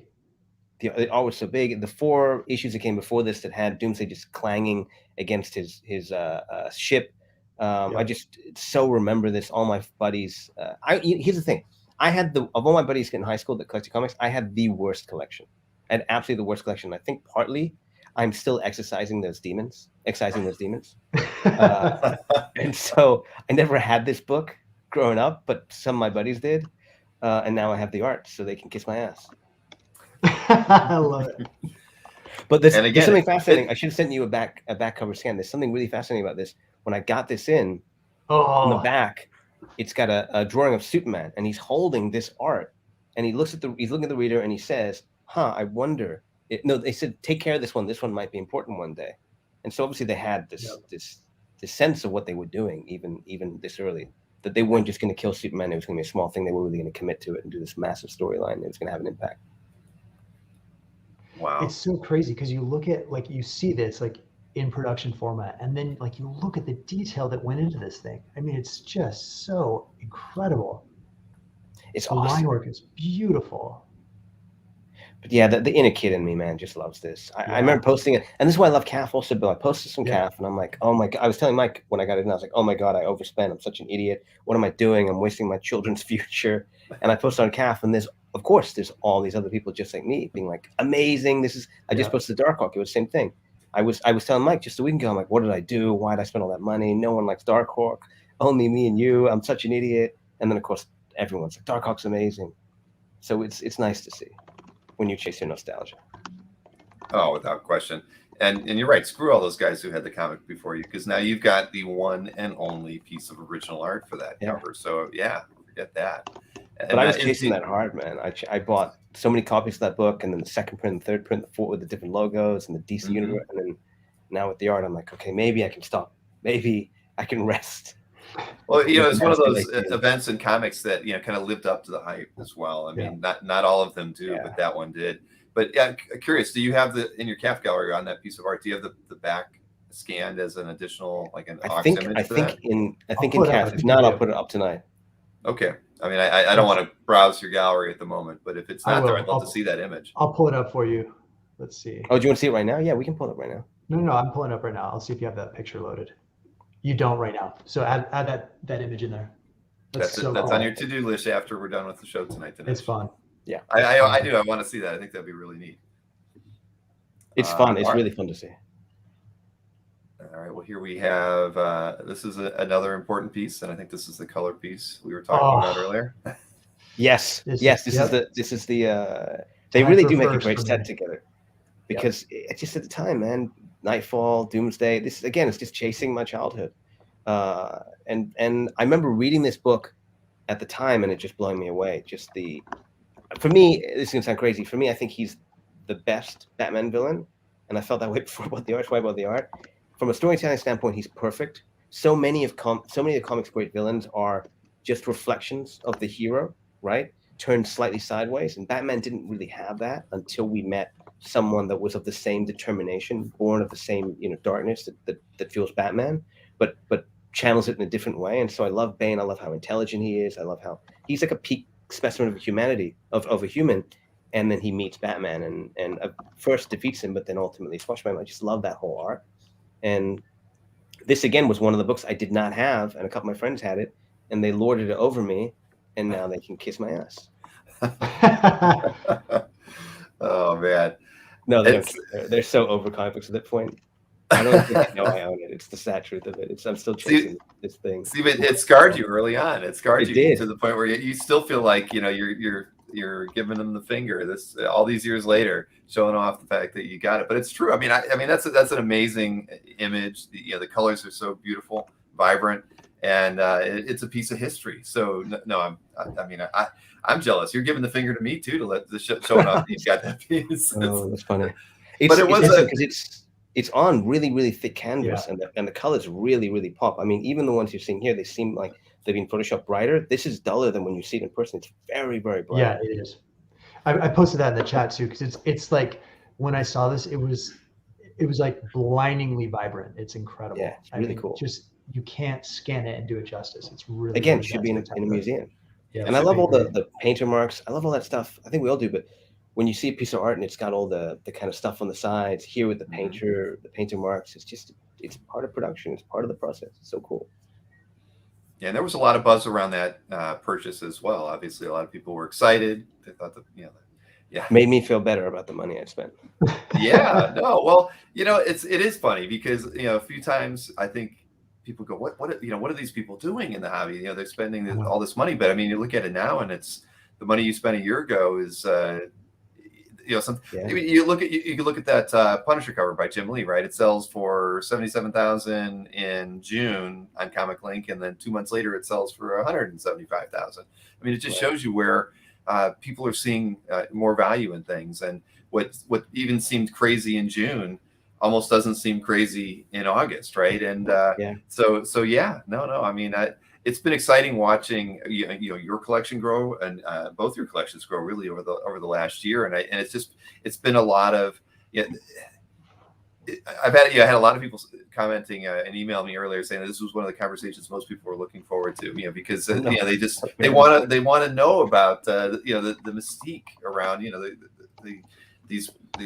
your collection and what's been driving you to these pieces, and so much of it does come back to nostalgia. I mean, I'm sure when you're making childhood trauma is another word for nostalgia. Childhood trauma. All right, you got me. Yes, very true. But here's a good question, I think, for you both before we and I don't want to go too far off course, but I mean, how much do you consider the art as an investment when you're buying something? Because clearly nostalgia, it has to be that first thing that drives you to the piece when you're looking at it. You have to consider it an investment. You can with these numbers. It's so full. You're not an adult if you're not looking at. Yeah, it's irresponsible. You pointed earlier. I think that was perfect. It's irresponsible if you don't at least consider how are you going to get your money out in an emergency. If you have to. Now, these pieces, every one of the pieces we've talked about for my collection, I think for Mike's too. Like, I'm not selling. I plan to never sell them. I'd love to. Yeah. My kids have them, and if they want to sell them, they can sell them. If they want to keep and cherish them, great. But I don't want to get rid of these things. I'll be sad if I do. if I have to, if something goes wrong, hopefully I've made good choices and I can get my money out, or maybe if I can make a profit, wonderful. But at these numbers, you have to. Yep. And I'd urge anyone that is thinking about buying pieces like this to really take a hard look at the financial aspect as strongly as the kind of emotional, personal aspects. And I think the same with comic books, right? Like if you're buying high value comic books, I just sold my AF-15. It was, a very, very expensive book that someone bought. And like they have to consider the cost of that. I had to consider the cost of buying it or keeping it. All of those things have to go into play, because we're not talking about, it's easy to talk in the pandemic about like Bitcoin or NFTs, and it feels like, oh, this is like monopoly money and it's not real, but like this is real money. It has real value. Art has real value. And so I think that you have to be mindful. We go in eyes wide open on this stuff. And we turn stuff down. This year I turned down, I shouldn't say turn down, I didn't go after. I was thinking Amazing Fantasy 15 is my favorite book. I was thinking about going after that 9.6 copy on Heritage. Yep. Yeah. And I was looking at obviously the same generation as these other pieces, X-Men 1, the Jim Lee ones that were just being sold, Jim Lee covers. And both of them, and I think a couple collectors I talked to had the same point of view. Both of them I didn't go after because I felt like you don't want to be, as much as I love them as much as these pieces, I couldn't justify that financial component, because you don't want to be the ultimate end buyer, right? You don't want to be the person that can most buy them, because then if you get in a crunch, you're going to lose a lot of money. Right. And I just felt like with both those things, if I ran into trouble in the next 10 or 15 years, I was going to take a bath. I didn't want to do that. Yep. No, wise decision there. I mean, without question. I think that, and that's a good perspective to have on the hobby too. You have to look at it. And sometimes what people thought you were overpaying, I mean, you guys were probably looking at it more as it's not like it's a deal, but it's a wise thing to purchase as well. Not only because you love it, but because, like you said, hopefully in 4 or 5 years, it's gonna appear as a smart move. But there are opportunities out there that you're willing to pass as much as you want the art, because you just feel it's not right. Yeah. And that's good to know. I mean, I think that's what younger collectors need to know, really, is that there's levels for everyone. And and it's not, and there's no one in this hobby that can just spend any amount of money on a piece of art because they want to own it.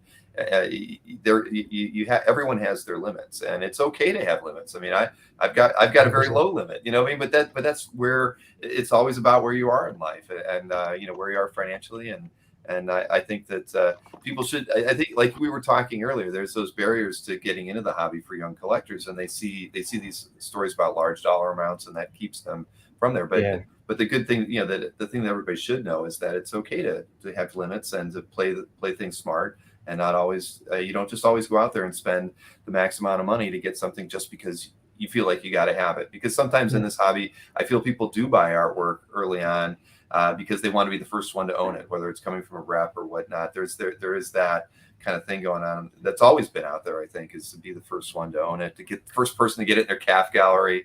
I think that to get the first comments and the thumbs ups and whatnot. But it's not always about that. We need to. There's art for everybody. There's no Valiant art in here. I don't think that we put in here, but like I buy Valiant art like crazy, and that stuff is, compared to this, it's like worthless, and I love it just as much. So it just depends. You got to just find that niche that you love, that hopefully no one else does, so you can get it cheap. Sorry, Mike. I was going to say, this is the one other thing about collecting in a group. So like when there's a heritage auction and Dinesh and I are looking at like pieces, and we'll go through it and we'll say, okay, what are you looking at? We'll have a list. Sometimes they overlap. We'll say, okay, what do you value this at? Like we have sort of rules of engagement with each other. Like, hey, let's strategize around this. Like, who's going to go after this? Who's going to be the high bidder on the thing? And who saw it first? Like, so we have like claiming rules and high bidding rules, and we have this whole like system worked out, but it works really well for us because one, we're not self-cannibalizing each other. And two, like it keeps us in check and accountable to each other so that we're not overbidding. So those are two things that are really important, that, it's really easy it's an addiction, and it's easy to over leverage yourself if you get too crazy in it. And so it's really important that you have those sort of anchors in your life where it's like, hey, dude, you said this was your price, stick to it. That's a good price, and if it doesn't hit that, then it's not for you. No, very words to live by in this hobby, that's for sure. And what, before we move on though, one good question, because since I don't see any comic art on your wall, somebody asked you, how do you store the artwork by and large? I mean, do you put any on the walls, or do you keep them in flat files? What's most common for you both? Yeah. Right. Do you want to go first, Dinesh, or do you want me to go first? No, go for it. Go ahead. I'm in process actually of a good buddy of mine mentioned doing scans on Bristol board and framing them that way because of the light exposure over time can jeopardize the integrity of that. And so I keep everything in Mylars, in portfolios, in dark rooms, in vaults. And so I'm very, very careful about, I realize that I'm a steward, right? Like this art will last longer than I will probably live. And so I want to be a good steward of my time with it. And so I go back and forth. There's some pieces that I have, museum glass, and it's all to the nines. This thing is framed. There's a handful of pieces that I have that are just really near and dear to me that are framed and hanging. And then other pieces I keep very much like under lock and key because of the risk factor of the not just to theft, but also to the integrity of the piece. I just care about protecting that stuff. So Sure. Yeah, I'm not that dissimilar. Again, it's I guess one of the things we're hitting tonight is the financial responsibility of collecting at this level. My plan was, I have a whole hallway out here, and my plan was to line that hallway up with art. And as the values went up, even in the short time I've collected, they've been going up. I'm starting to think, maybe that's not such a great idea. I don't want someone coming over here. So I have it all in flat files, and I've got a big gun safe, and I put them in there. And I think there's 2 or 3 pieces that are in frames that I'll put up on the walls, and maybe I'll change those out. But for the most part, they're in this 3-hour fireproof, fire safe.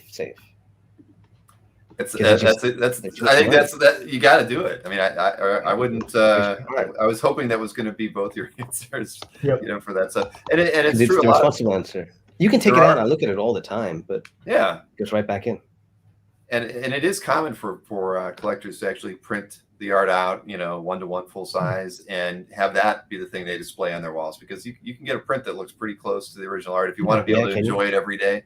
Yeah, and there are a lot of people that do that, and I don't, because you do want to appreciate it every day. I mean, surround yourself at least with a few pieces of artwork, and there are a lot of collectors that do just that because they don't want to have the original out and in view to be damaged by light or potentially lose it in a fire. So yeah, very, very common. All right, well, we want to keep looking at art, so let's look at the next piece here. Yes. Holy smokes. Okay, I'm going to tell a very quick story about this because I know that we have so much art to check out. This is the second ever panel of Kamala Khan, and she's got her own series coming out. This is Miss Marvel. My wife is Punjabi, so Northern Indian. My kids are half Punjabi, half white, and we love Kamala. We just love her.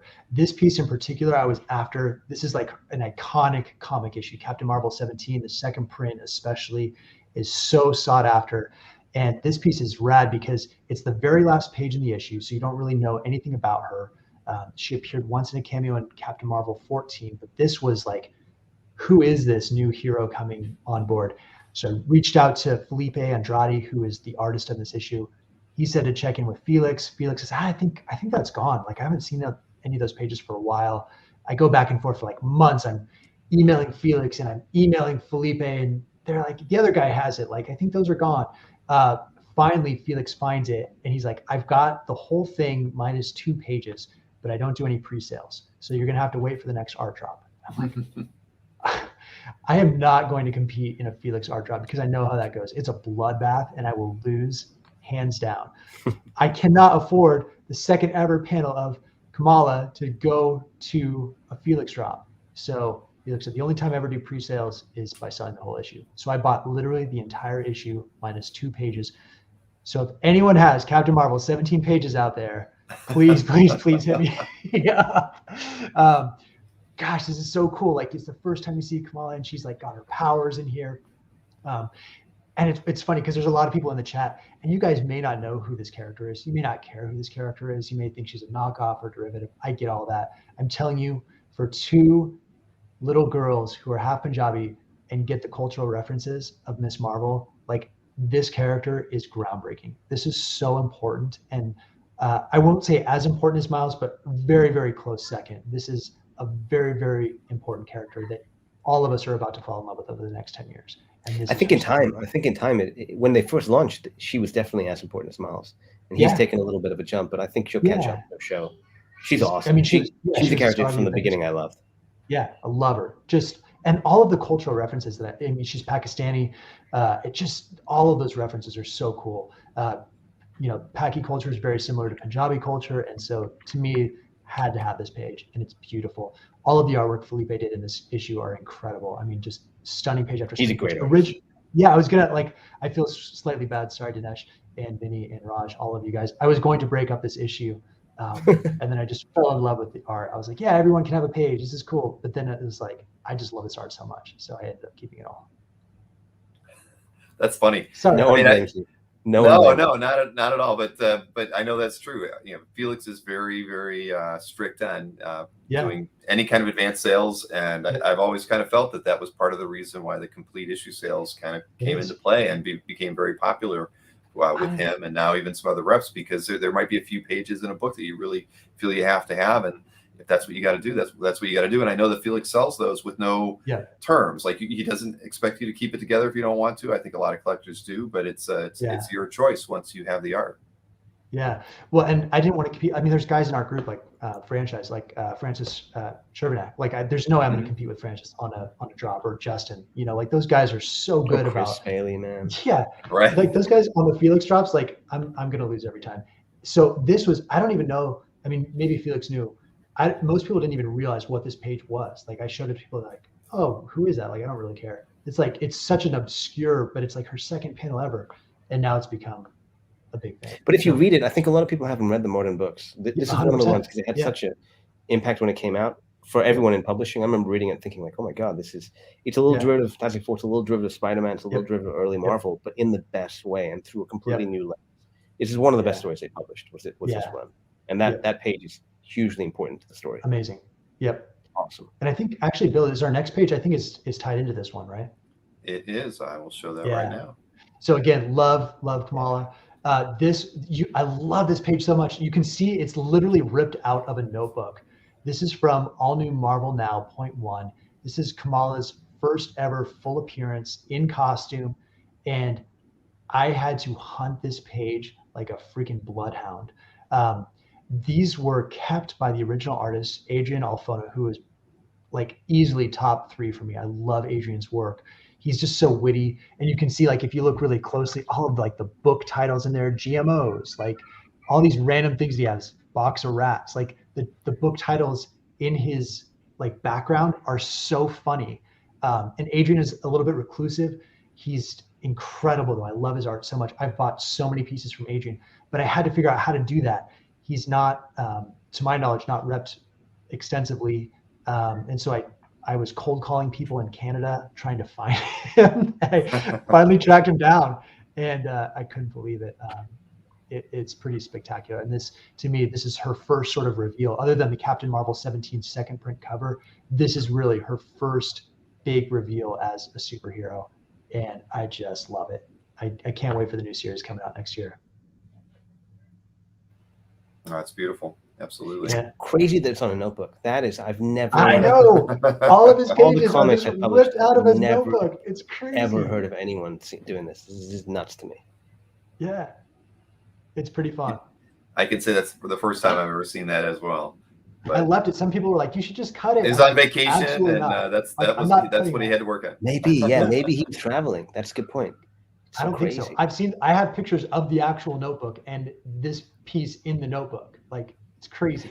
What's interesting is also the line work. I wonder if it's because of the line work, because so many artists need a special kind of texture to the paper, right? Yeah. That a notebook won't give him. But maybe he wanted this feel. And that's why. He is. I mean, Dinesh with Bad Idea, I tell you all the time, like, you got to get this guy. He's like so. He did the Strange Academy 7 variant cover, Ryan Lake. Yeah. So if you're looking for that, I actually have that one. Don't look for it. I've got it. But beautiful pieces.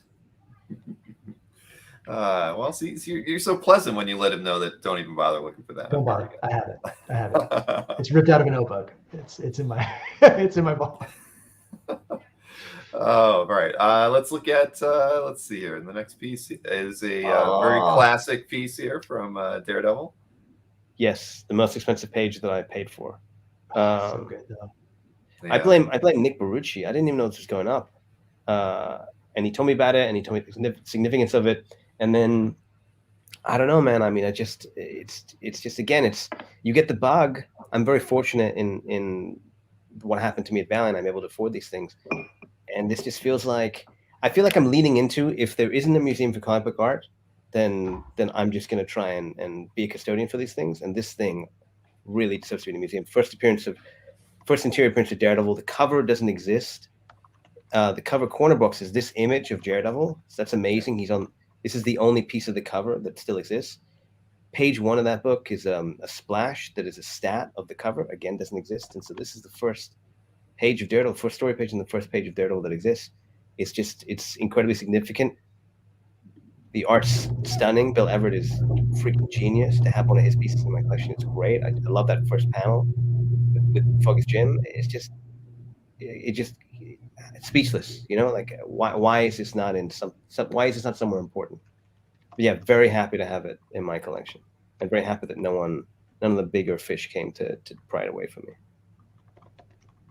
It's beautiful, and thinking about or looking at the artwork that we've already talked about, a lot of the artwork that we talked about already has been pieces that kind of spoke to you from your childhood. I mean, here's a piece of history that you know what I mean, where and that spoke enough to you to make it become a part of your collection. It's not always about the things that we've grown up with. It's about owning a piece of history that was really important, and that piece speaks to a lot of us as art collectors and fans of Daredevil in particular. But I mean, so I think that's interesting, because a lot of times people, and just as the conversation was going tonight, we were really talking more about pieces that are more either the modern pieces, Mike, that we were just talking about, or ones that spoke to you from your childhood. But here's a piece that predates all of us. I mean, we met. You thought we were all in the same age. I was born in '68, so I'm a little bit older than the both of you.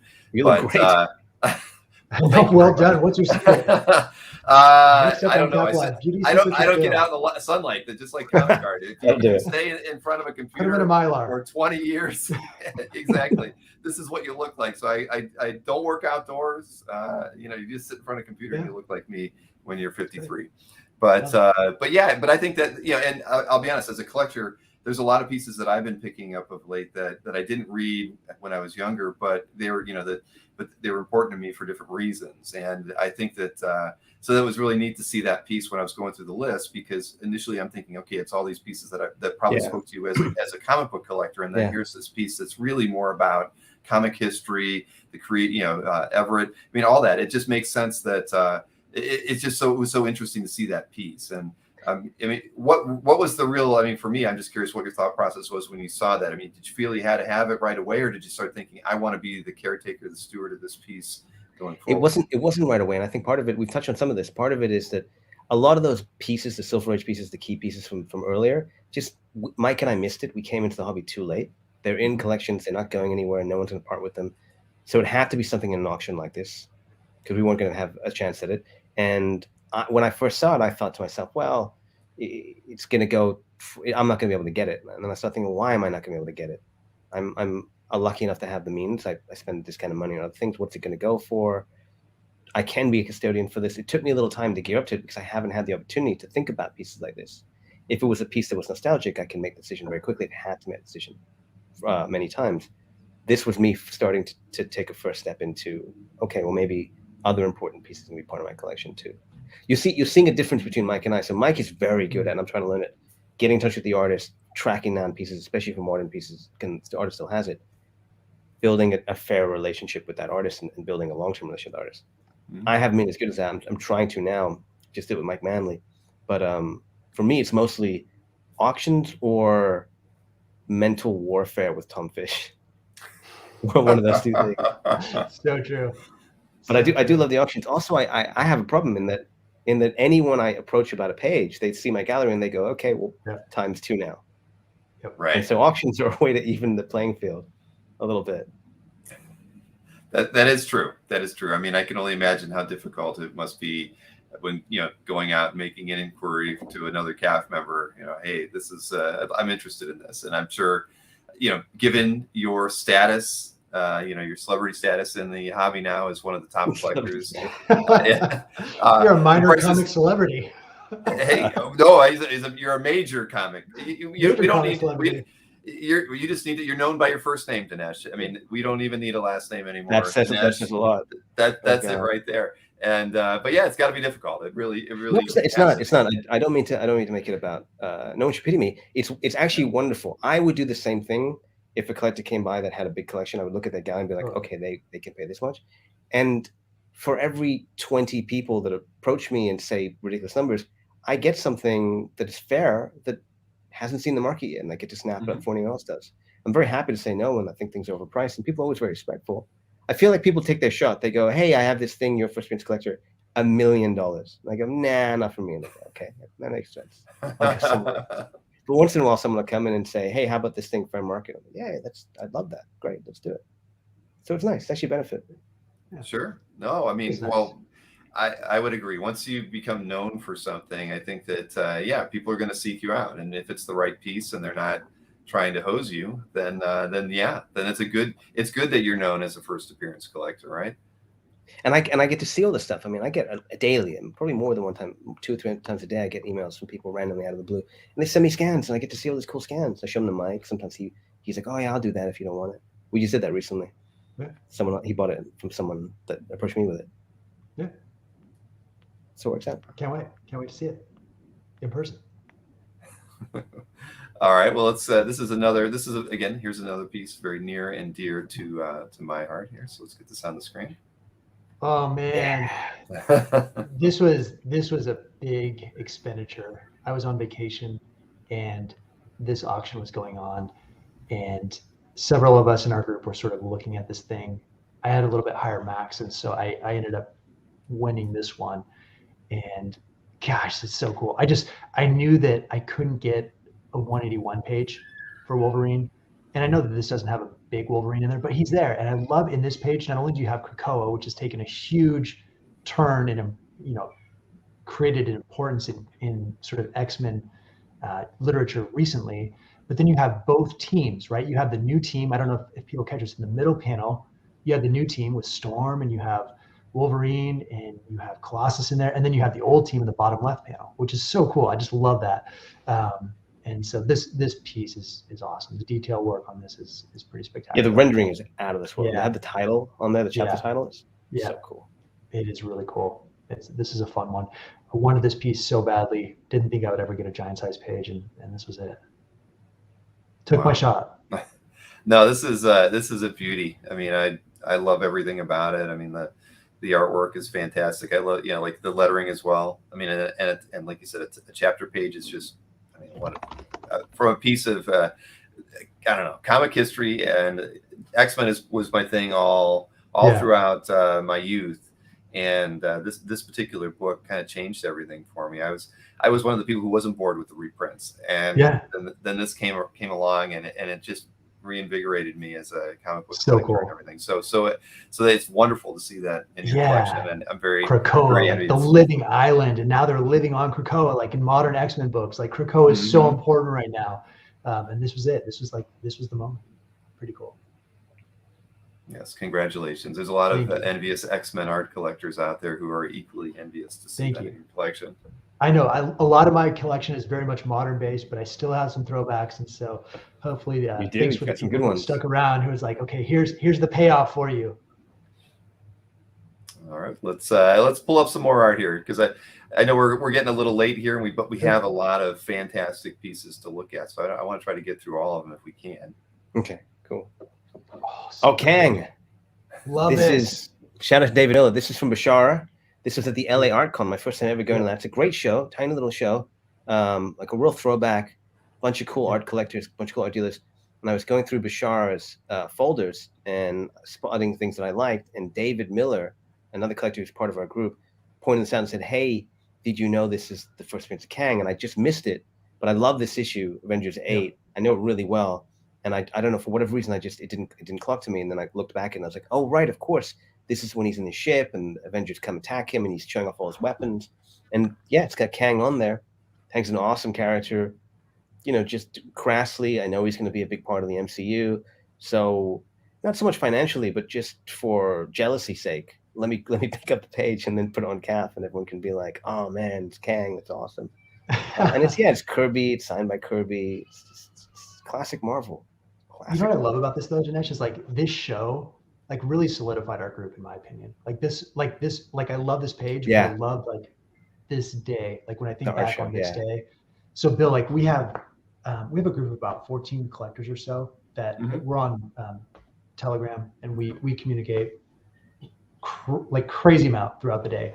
And this was the art show that we all met in person at for the first time. Oh, cool. David and Dinesh and I had met previously. I had purchased some pieces from some other collectors, but this art show, and this is what I love about this piece, is like, oh, there's a great story about this. It brought a group of 14 people together that would normally have never met. We hit it off, and we've been chatting ever since. It's pretty cool. And everyone brought stuff. Some people bought stuff, and we all had drinks afterwards. And we were like, "Oh, look at this Kang page!" Everyone gets to look at it, and everyone gets to like, "Oh, this is amazing! Look at this, look at that." And Bashar, shout out to Bashar, because he probably priced it about 10% under market. He did, and hadn't updated the price. And when I was like, "Okay, this is the price. I'll take it if it is." It's like, you know what? I'll honor it. It's very cool. Yeah, that was cool. That was really cool. He realized pretty quickly, and that was nice. Bashar's a great dude. Yeah, no, I agree. I've had many run-ins with Bashar, and they've all been good. He's a nice guy. He was one of the first people we interviewed actually on this show. I think it was last June. So he's got some stuff. Incredible pieces. Yeah, he does. Stuff. He's one of those dealers that has a lot more than you'd ever know. He's like kind of like a Mike Berkey, or even you could say Anthony's got a ton too. But Bashar is one of those people who really has a great amount of art. More than people would ever know. So wonderful pickup on that one. That was cool. Let's see here. I'm going to go to the next one.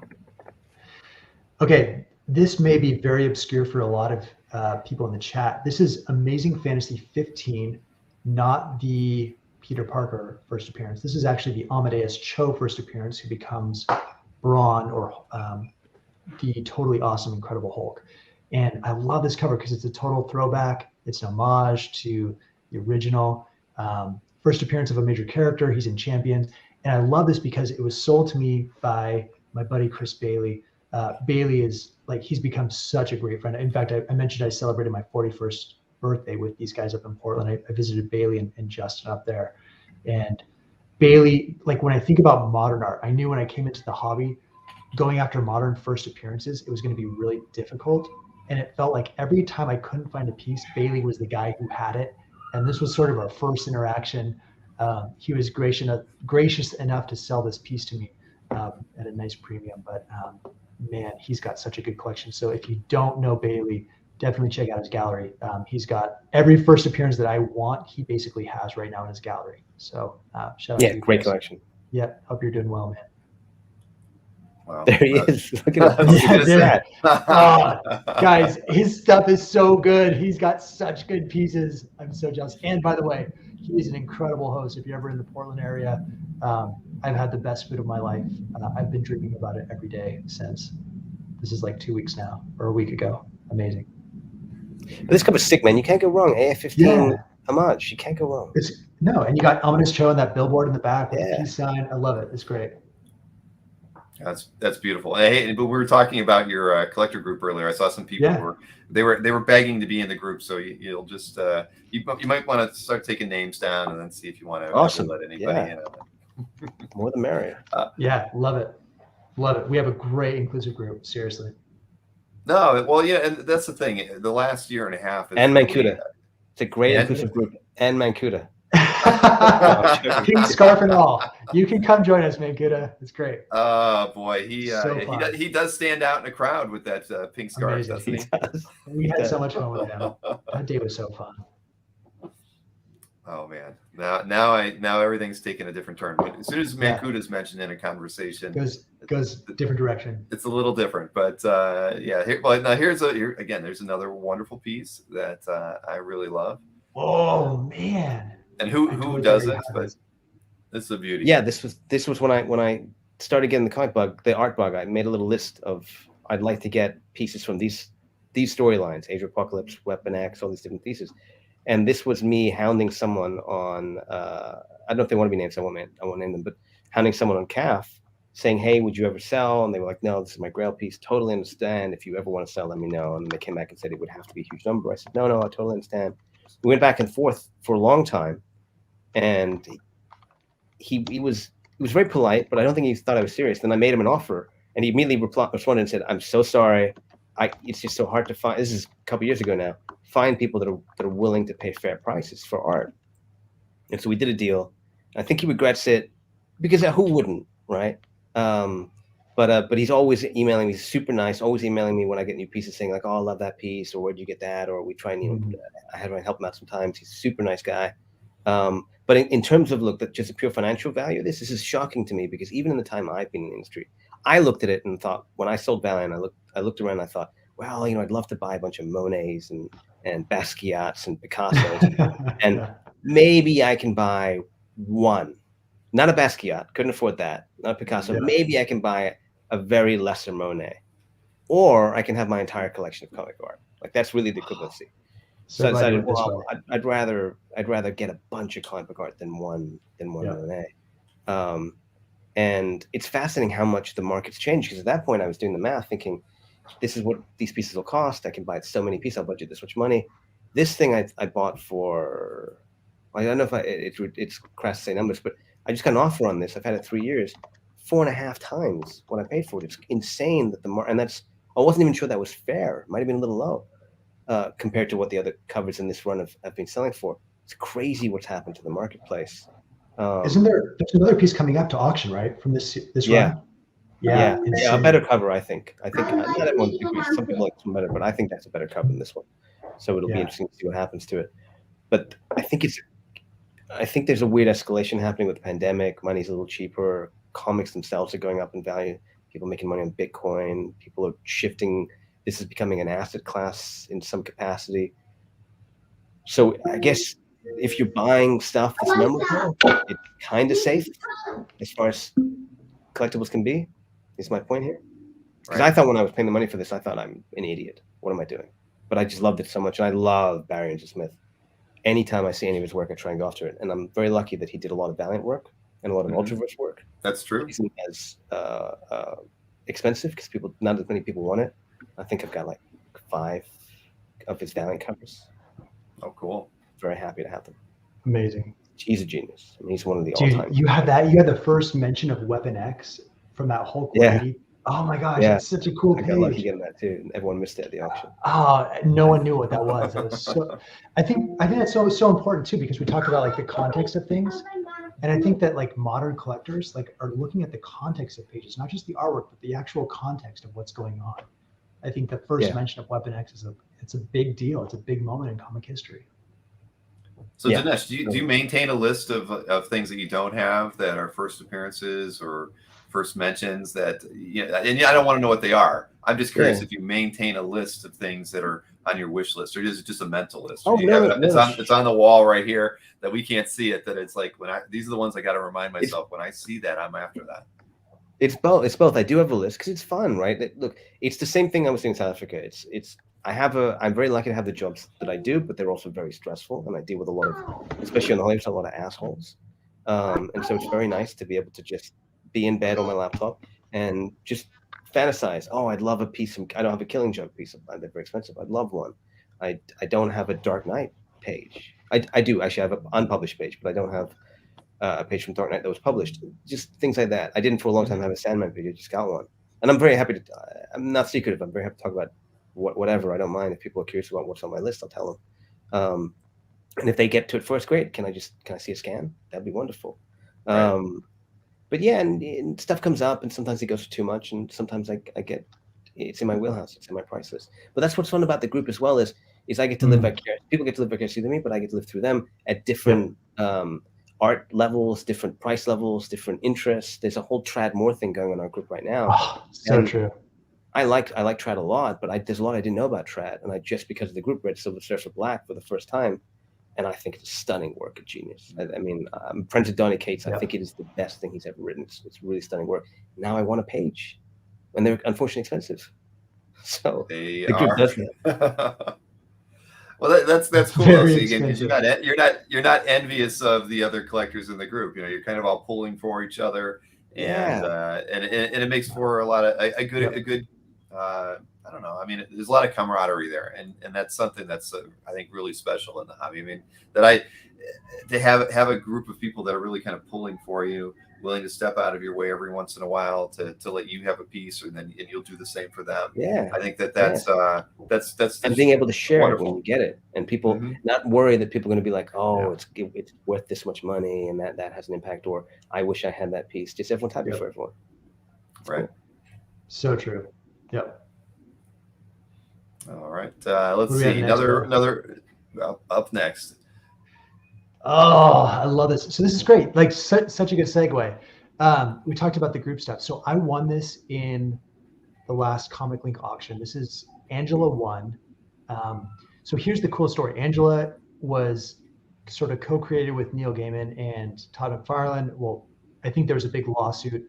Neil ended up winning. He had the rights to Angela, sold it to Marvel. But this is Angela during the Image run. And this is actually her second appearance ever. It's in the Angela miniseries. And people don't realize this. Todd has all of the original artwork for Spawn 9, which was her first appearance. So if you want an Angela appearance, early appearance, this is as early as it gets. And so when I won these auctions, I was like, oh my gosh, like I feel like I won the lottery. This is such an important character. There's rumors of her in upcoming MCU appearances.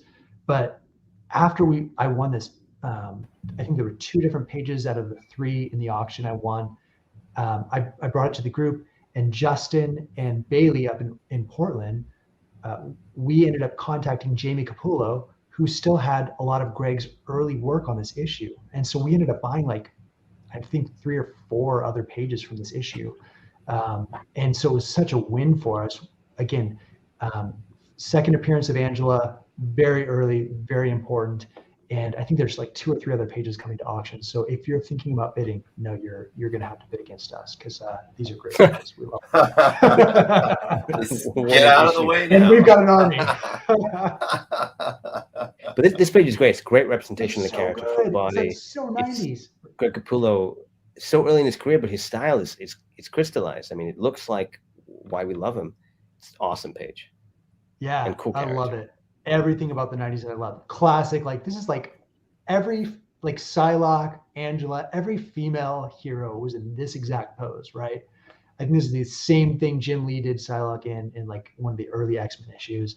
But I just love it. And it's I don't know, this is early prepubescent Mike, fantasy. Here we go.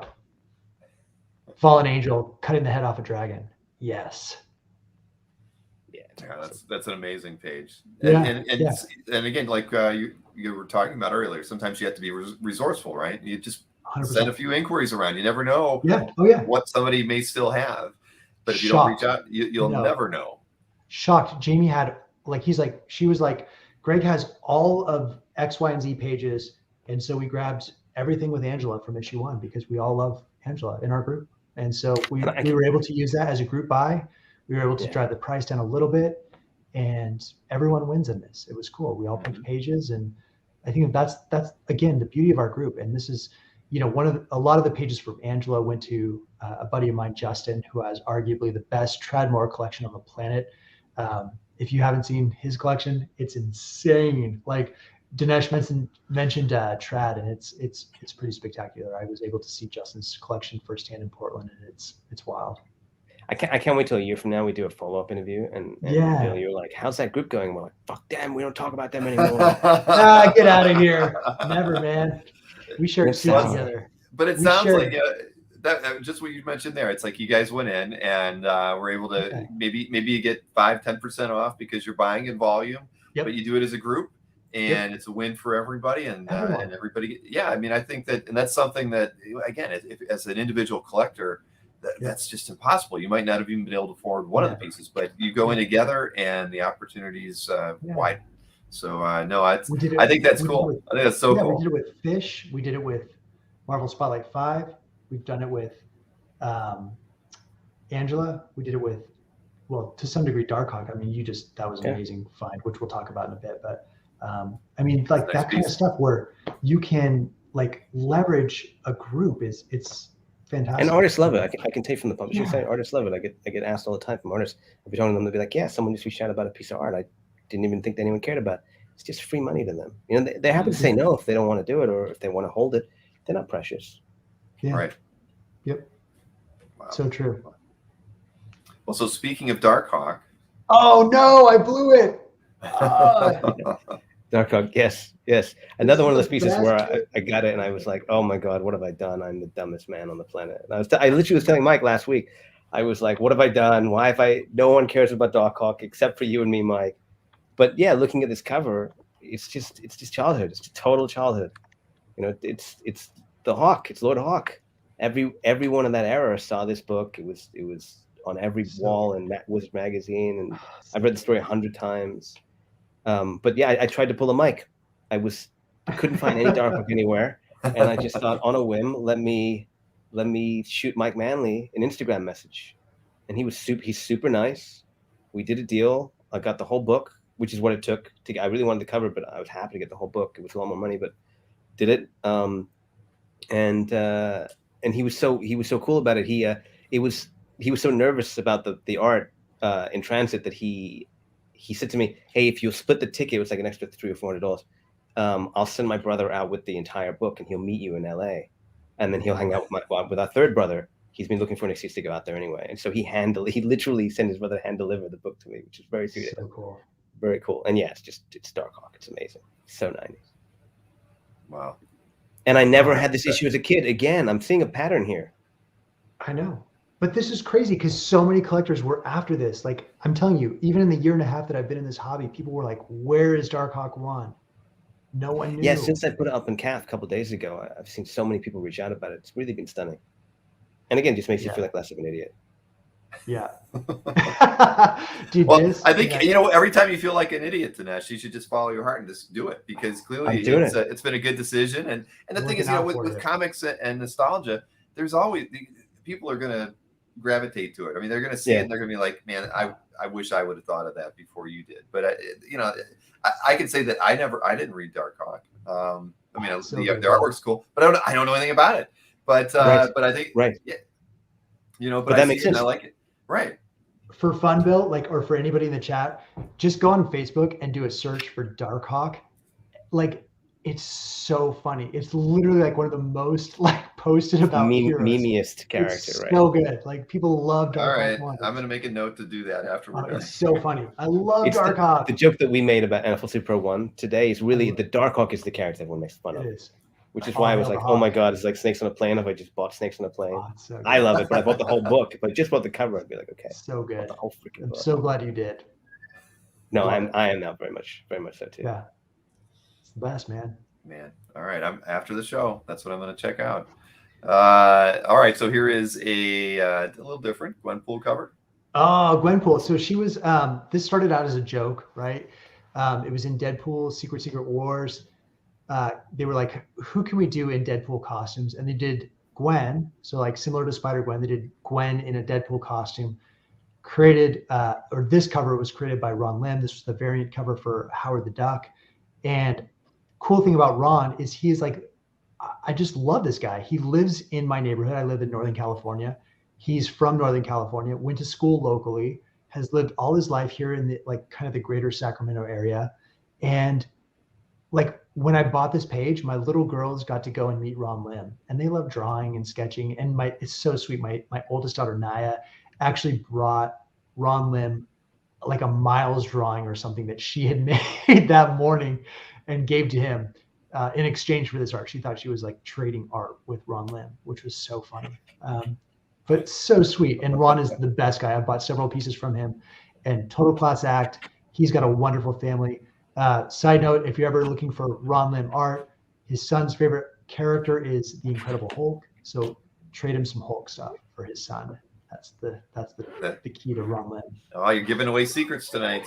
Yeah. Love Ron Lim, and I just love him. I mean, I grew up with Ron with Infinity Gauntlet stuff, Sure. But I love Gwenpool. She's the most cosplayed character, I think, currently. People love to cosplay as her, and this is a great cover. I have a little Gwenpool action figure I'll show you when we go back to the video. But yeah, my girls love Gwenpool. It's great. So here you go. Sorry, Bill. You know what? I realized that I probably have the Man of Steel page here. Oh, very nice. I pulled all the stuff out this. Yeah, here it is. Yeah. I did want to show. I was bummed I didn't get to show you. And the Gwenpool made me realize because it's the same art style. Yeah. But dude, also Mike, you've just like really cornered. I'm realizing that you really cornered the modern art market. What are the big modern art characters you don't have? There's a couple. Bailey has them. So if you're looking for which I don't have, it's usually Bailey. Look at his cap and you'll see him. But which ones? It's funny when Miles, I went into Kamala, the market. Yeah. Spider Gwen, Gwenpool. Like who are you missing? Cosmic Ghost Rider. Yeah, there's Marvel Boy. I don't have right now. Novar. There's a few. So I've expanded. I've started to slide into your genre. Oh, there it is. Oh, all right. Let's see.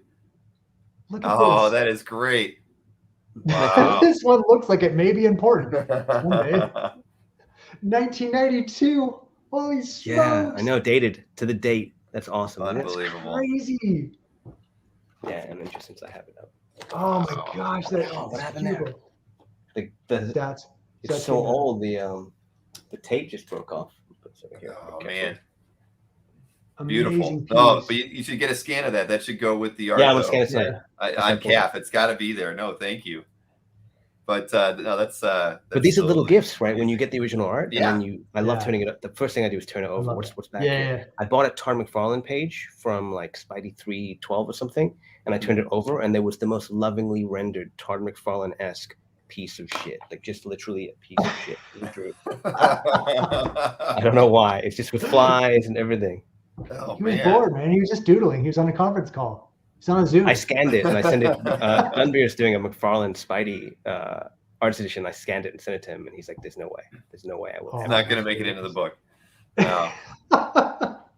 Yeah, he wanted Spidey 300 scan. I was tempted to be like, "You can only have it if you publish this other thing." But yeah, I heard about that. I've hooked Scott up with a few collectors who he was interested in getting for some McFarlane scans and stuff. So I'm looking forward to what Scott does with that 90W. I'm sure it's gonna be great. Amazing. Those books are crazy cool. They are. Yeah. They really are. Okay, we've got a few more pieces here. Not too many, but a few. But they're all important. So we got to get to them here. So you let us know, Bill. We can go as fast as you need us to. I probably got about 20 more minutes. I have a trip tomorrow, so I don't want to be up too late. Oh, you do? Okay, we'll go. We'll fly. Okay, so this is a beauty, very memorable. New 98. Yeah, it's Liefeld. It's first Deadpool. There's Cable. It's everything right and wrong about Liefeld. That second last panel 3 is ridiculous. What is Deadpool doing there? But it's just again, as a kid in the 90s. What is he doing there? This is the coolest thing ever. What is that? Oh my goodness. What am I looking at? Like bouncing. He's like a gummy bear or something. Don't show the children. I mean, a lot of people love Liefeld. I love Liefeld. I unabashedly love Liefeld. I think he actually is an artistic genius. Self-taught, anatomy aside, he is, in my opinion, this is going to sound crazy, the best example of Jack Kirby's energy and Jack Kirby's composition that we have today. He's taken those lessons better than anyone has. And you see them even here with the anatomy all wonky. He never learned, I think, actual anatomy. So when he does the Kirby kind of foreshortening, it comes across as wonky anatomy, not like Kirby where you can tell that he knows anatomy and he's doing it. But the energy is awesome. This is his peak work, arguably. And just wanted to show it off. It's just cool. Yeah. Felt like Liefeld needed to be in here. He's so cool. New Mutants 98. Anything from that book is hard to come by. And this page is just amazing. I'm just there's one collector that's just trying to put the whole thing together, and he's probably the collector of the most means in our hobby, I think. So he'll just pay whatever. Yeah, but he will never finish the book because of this little page here. That's right. Crusher of Dreams, Dinesh Shamdasani. But he can look at it every day on CAF. So he's got that. It's great. And Liefeld, by the way, has a great, if you guys haven't listened to his podcast, it's so fun. He just goes through some incredible pieces of comic history and gives you an insider perspective. He's very smart. I fall asleep every night listening to Rob Liefeld, which sounds very, very weird, but it's very true. Right. We had him on the show sometime in the summer, and I had never spoken with him before, but yeah, he's got so many wonderful stories about the hobby, Yeah. and you know, and he figured he was there in so many pivotal points, and Very his true. experiences with Jack Kirby. I mean, it's just amazing. I mean, I could listen to him for a long time. He's very well spoken, and he's and I don't know, The energy, and his energy is great. He certainly got a lot of criticism in his career for his anatomy, Sure. but at the end of the day, I mean, he's responsible for so many, you know, important characters that we all grew up on. Cable, Deadpool, Domino, all of those, like Shatterstar, those are like my childhood. Love and them. he gets you're right, he gets unfairly beaten up. There's all these videos of here's bad anatomy. Here's 100 worst images of Liefeld. Yeah. If you did the 100 best, I think people would be surprised. His highs are so high. I mean, there's So things good. that he does that no one else can do, even today. Agreed. And like, if you're reading comic books, shouldn't it be fun? Like, Liefeld makes it fun. Yeah. Like, that's what I love about him. It's like, you look at X-Force, it's like, X-Force 1, the anatomy's all over the place. Who cares? It's like, it's fun. Like, it should be a comic book. Like, we forgot that. Like, do you really want it to be real life? No, we read comics to escape some of real life and enjoy like the extravagance of it, you know? Sure. All right, let's That's see here. I'm done. No, but I'm totally with you on that. 2 hours and 15 minutes almost to the second. Someone said he loves Byrne art and Byrne wants to burn him. I love his art, fine. and for whatever reason, he hates my guts. I've never talked to him, probably, but he knows it's me. Sometimes I've talked to him, he doesn't know who I am. But anytime anyone tries to introduce us an email or something, he will just reply this. It's so funny. He'll reply and just say unsubscribe. It's not a mailing list. You can't unsubscribe to an introduction. I think because I was associated with Valiant, he just doesn't like that. I love that. So Bill, this piece, like in 3 months, CAF friends should come back and watch this video at this point. This is Kate Bishop, her first appearance in Young Avengers 1, Jim Chung. I think I have 4 pages from this issue, if I'm not mistaken. One of the most important, this to me is giant size X-Men for the next generation. This is such an important issue, and people just don't even understand that yet. They don't understand the importance of this issue. And like, it's easy to say, oh, like, this guy doesn't know what he's talking about. Trust me, like, I've made plenty of money in comic books. There's a reason I'm investing in Young Avengers 1 pages. So if you have them, please send them my way. But Kate Bishop, she's going to be in the Hawkeye series this holiday season. And this is like, I think her second ever. This is just amazing. All of Jim Chung stuff. I think, to be honest, and Bill, I haven't loaded them yet, so forgive me, but I think I'm sitting on 40 to 50 Young Avengers pages from this, this early. Yeah, I'm not joking. Like, that's how much I believe in this stuff. It's so good. It's a great book. Also a great story. Jim Chung's art is awesome. Anyone that hasn't read Young Avengers should read it. Fall in love with all these characters immediately. It's amazing. Really, really cool. All of them. Hulkling, Wiccan, Patriot, Iron Lad, all of them, like, they're all here. This to me was really an important page too in that last panel, because you see almost every teammate from Young Avengers and the first iteration right there in the same panel, which is very rare in this issue. I'm a big fan of Jim's work too. So it's so good. So underrated. Completely agree on that. Let's see here. Oh, this is amazing piece. Right, the unpublished original cover to Spidey 361. I'm never going to get near the Spidey 361 cover. Love Carnage, obviously, same era as all the rest of the stuff that was nostalgic to me. This came up for auction. I managed to snag it. But funny, it was interesting. I got a few people letting me know. I guess there must have been, I don't know, jealousy or something. There's a dark side sometimes to the hobby as well, saying, "Hey, it's a fake. You shouldn't have won it. Whatever." It's like, well, I remember that. First of all, tell me that before the auction comes out. And secondly, what are you talking about? How do you know? I managed to get in touch with Bagley and Emberlin, the team behind it, and they told me the story that it was. And from a publishing standpoint, it's fascinating because I can see I've made the same decisions that were made here. Because it is a from a strictly artistic standpoint, a more laborious cover. There's more background, there's more foreground, there's more work done on the detailing, on the rendering, on the figures, etc. So why not use this cover? And it turns out it was the writer, David Michelinie, didn't love the composition. He thought that it looked like the fight was done, Spider-Man had lost, and they wanted something that looked a little more, Spider-Man's on the back foot, but a little more like he could come back. And so they, I guess, rushed the second cover, which is why it has minimalist background, which really helps, make that other cover stand out, is some of the production issues they had with it. But for me, just just awesome to have a piece of unpublished work from such a marquee book. No, I agree, and I remember the conversations going on around that piece. That there was questions, did they do it after? Maybe it was penciled, but then it was inked later, and there was enough questions about it that But I'm glad that you went to the source and got the full scoop. Very nervously. Oh yeah, no, I would imagine having to tell everyone, "Oh, yep, this is what happened. It's not real, and it's been a bunch of money." Exactly. I can't believe that though. Yeah, I mean, literally because of that, like you scored that piece at such an undervalued market. Like it's crazy. I hadn't thought about that. Actually, you know what? People probably didn't bid because they thought they didn't bid on it. Yeah. Legitimacy. I hadn't thought about that. And you literally have like this even predates the first Carnage cover. Like this is like as early a Carnage appearance as you can possibly get. And now it's published, which is amazing. Right. And then they later published it. That's true. Yeah. They did. Yeah. Amazing. I know it's you're right. It probably did keep some buyers away from it because they were a little scared because the conversation came up, I think about at least when I first heard about it, about a week before the auction closed. Oh, so I missed that. Yeah. Well, right. Well, when I remember I was hanging out and we were doing a lot of the interviews with Mike, Will, and Glenn. So I was always hearing like, the best any dirt that was being talked about.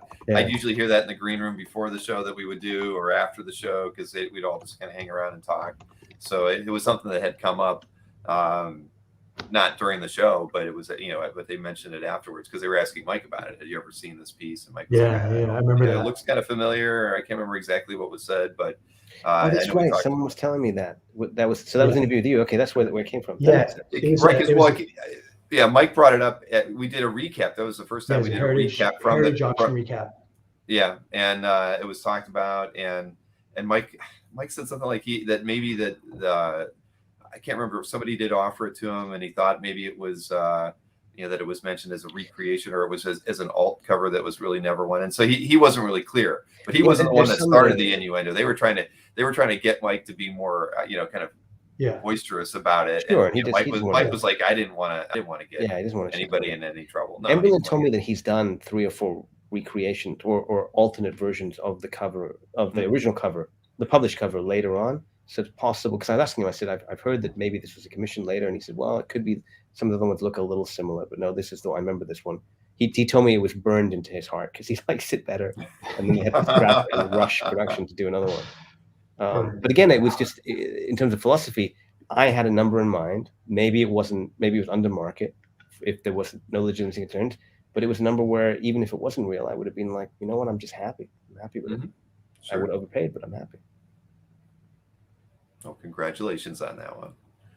Thanks, man. Let's see, we got 3 more pieces to look at. And this first one, this is a good one.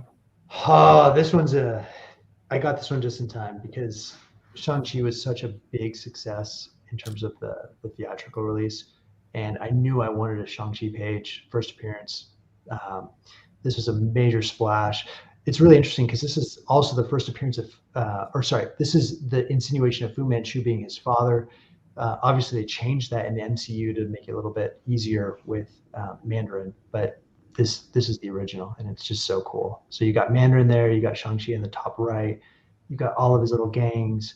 I love the text on the bottom. It's so funny. It's like he's even dealt with worse, like rats and spiders. It's like, oops. Look out for those guys. He employs spiders, rats, and reptiles, and other loathsome vermin, as well as the world's most beautiful women as his pawns. I just love this page. It's classic. It's a throwback. It's beautiful. Look at her face, man. Her face is so well rendered. Yeah. And the composition's awesome. It's one of my favorites that I own. Love this page. This is a great example of Marvel in the 70s stepping out and trying to break the house style, the house composition. And it really works. Yep. An important issue. Really cool. With the main character on it. It's awesome. Yep. I feel so lucky to have grabbed this right before. I mean, there's just no way I can afford this at this point. And these heavy inked pages, they present so well when they're framed up also. Mm-hmm. Yep. Very true. Fish was curious if you picked this up on eBay or not. I didn't. I used CAF. I found a private collector and I went after it. So this is a great question. My strategy as a new collector coming into the market, I used 2 different resources. I used Key Collector in terms of the app to look at first appearances, and I used CAF to find where those things were sourced. So first thing I would do is look at like, what's the most important issue for this character? I really like this character. And then I would go into CAF. I would see who has pages from the issue.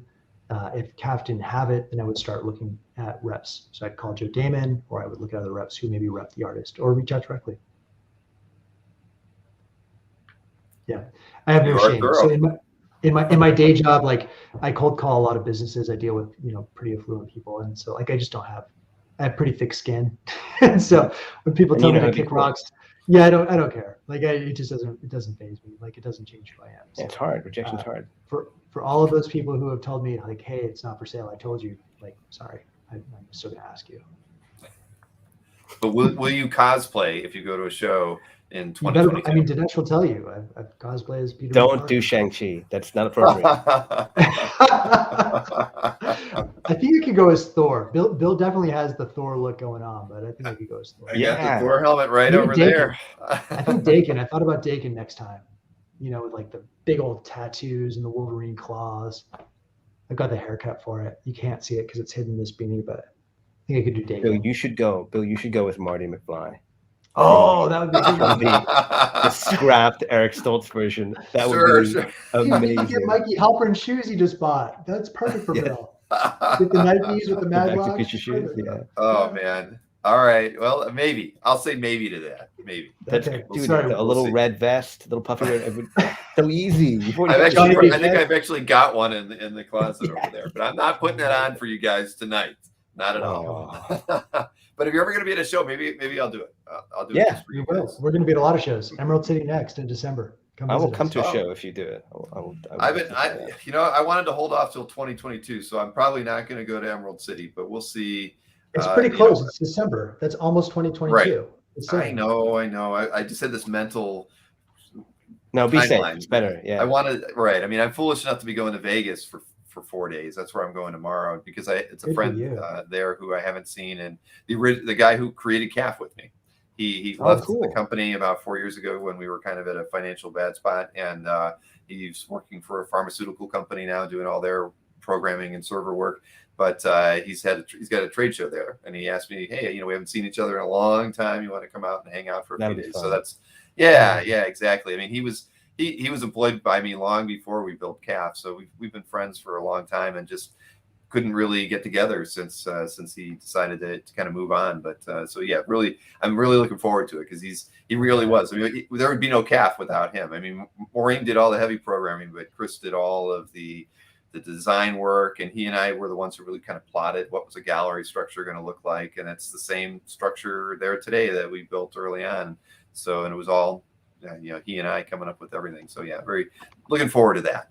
But let's see here. But 2 more pieces, and this is one that I believe we even talked about on a recent. I love it. Sabertooth. Yes, this is a beauty. Dude, I love Sabertooth. Everyone loves Sabertooth. Love Sabertooth. Same kind of thing. Huge in the 90s. John Byrne. I don't have a lot of great Byrne, so wanted to add one. And then also when this came up, everyone I knew texted me and goes, if there's ever a first appearance page that had your name on it, it's this one. So I felt like the branding had preceded me and I had to make a run at it.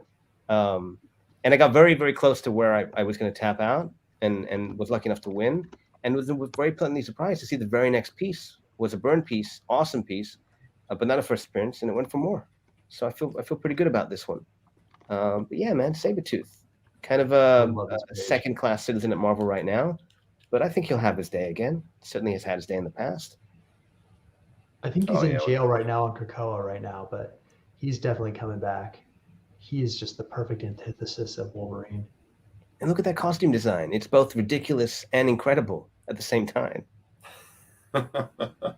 Yeah, I was thinking the same thing when I was looking at that. I'm like, God, that costume just looks so hokey. But the thing is, that's what's so cool about first appearances, right? I mean, you've got a character. Yeah. The artist has to come up with something for that character to wear.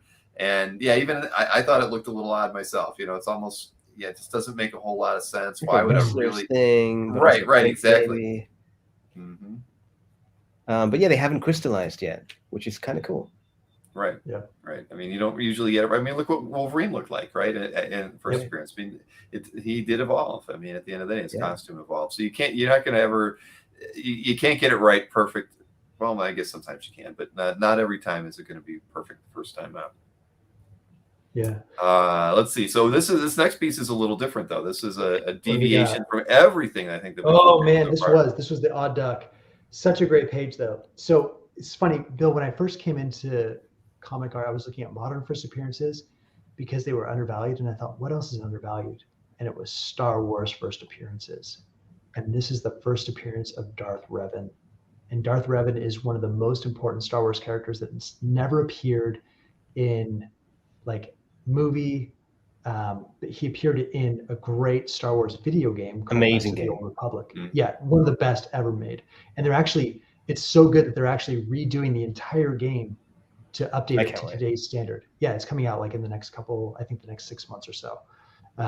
This is the first panel ever of Darth Revan in that left panel, and then also Malik, who's there fallen on the floor. I mean, just incredible. So there's a lot of talk about Keanu Reeves playing Darth Revan in an upcoming series. There's a lot of rumors out there, but this page to me was so good. And by the way, this is one of the only pages, actually, this is the only page I've ever sold and was so sad that I sold it, that I bought it back. I sold this to Fish, and it was in transit. Fish is like, yeah, I've got this great Star Wars first appearance art. And I'm like, Fish, I need that back. He's like, well, it's going to cost you. It cost me, I think it was like 25% more than I sold it to him. And it hadn't even arrived at his house yet. Smart Like, man. I did a recall. Yeah. I'm like, I don't have to pay you anything. I can just recall this thing and refund your money. But I honored it because Fish is a good guy. But yeah, that's how badly I regretted selling this page. So I got it back. So badly, I kept trying to talk him out of it. I was like, what are you doing? Yeah. Star Wars, what are you talking about? It's crazy. Such a bad idea. You sold it. Move on. It's okay. Yeah, another collector of ours is Raj, and he has a gallery called We Quit, which is based on a Champions cover, Champions One cover by Alex Ross. And so Raj and I went after a lot of the Star Wars first appearance art that wasn't out there. The thing about modern Star Wars art, though, is that you actually have to get it approved through Lucasfilm. They have a first right of refusal for any page that comes up. George Lucas can actually buy any comic book page. Artists are supposed to submit it to him first to buy it at fair market value. And so that's why you see very little of modern Star Wars art come up to market. But Lucas didn't go after this one. I don't know if he didn't or if it flew under the radar, but I'm very What do you glad think? You're smarter than Lucas? What do you? This is what I kept saying to him. Why are you doing this? Why are you buying it? This had sat in Dustin Weaver's he had like a storage facility or something, or a studio, but like it sat for decades. This has been out for decades and no one knew where it was. And I contacted his rep and a ton of people have chased you on this page now, right? You've had a ton of inquiries. Yeah, it's a big one, especially with the game coming out. It's a big deal. So you're both gamers, though. Is that what I'm taking? Super nerdy, super nerdy. Yeah. What about you, I'm Bill? embarrassed to say, you look very, very nice here with my guitars, but like really, it's a PS5.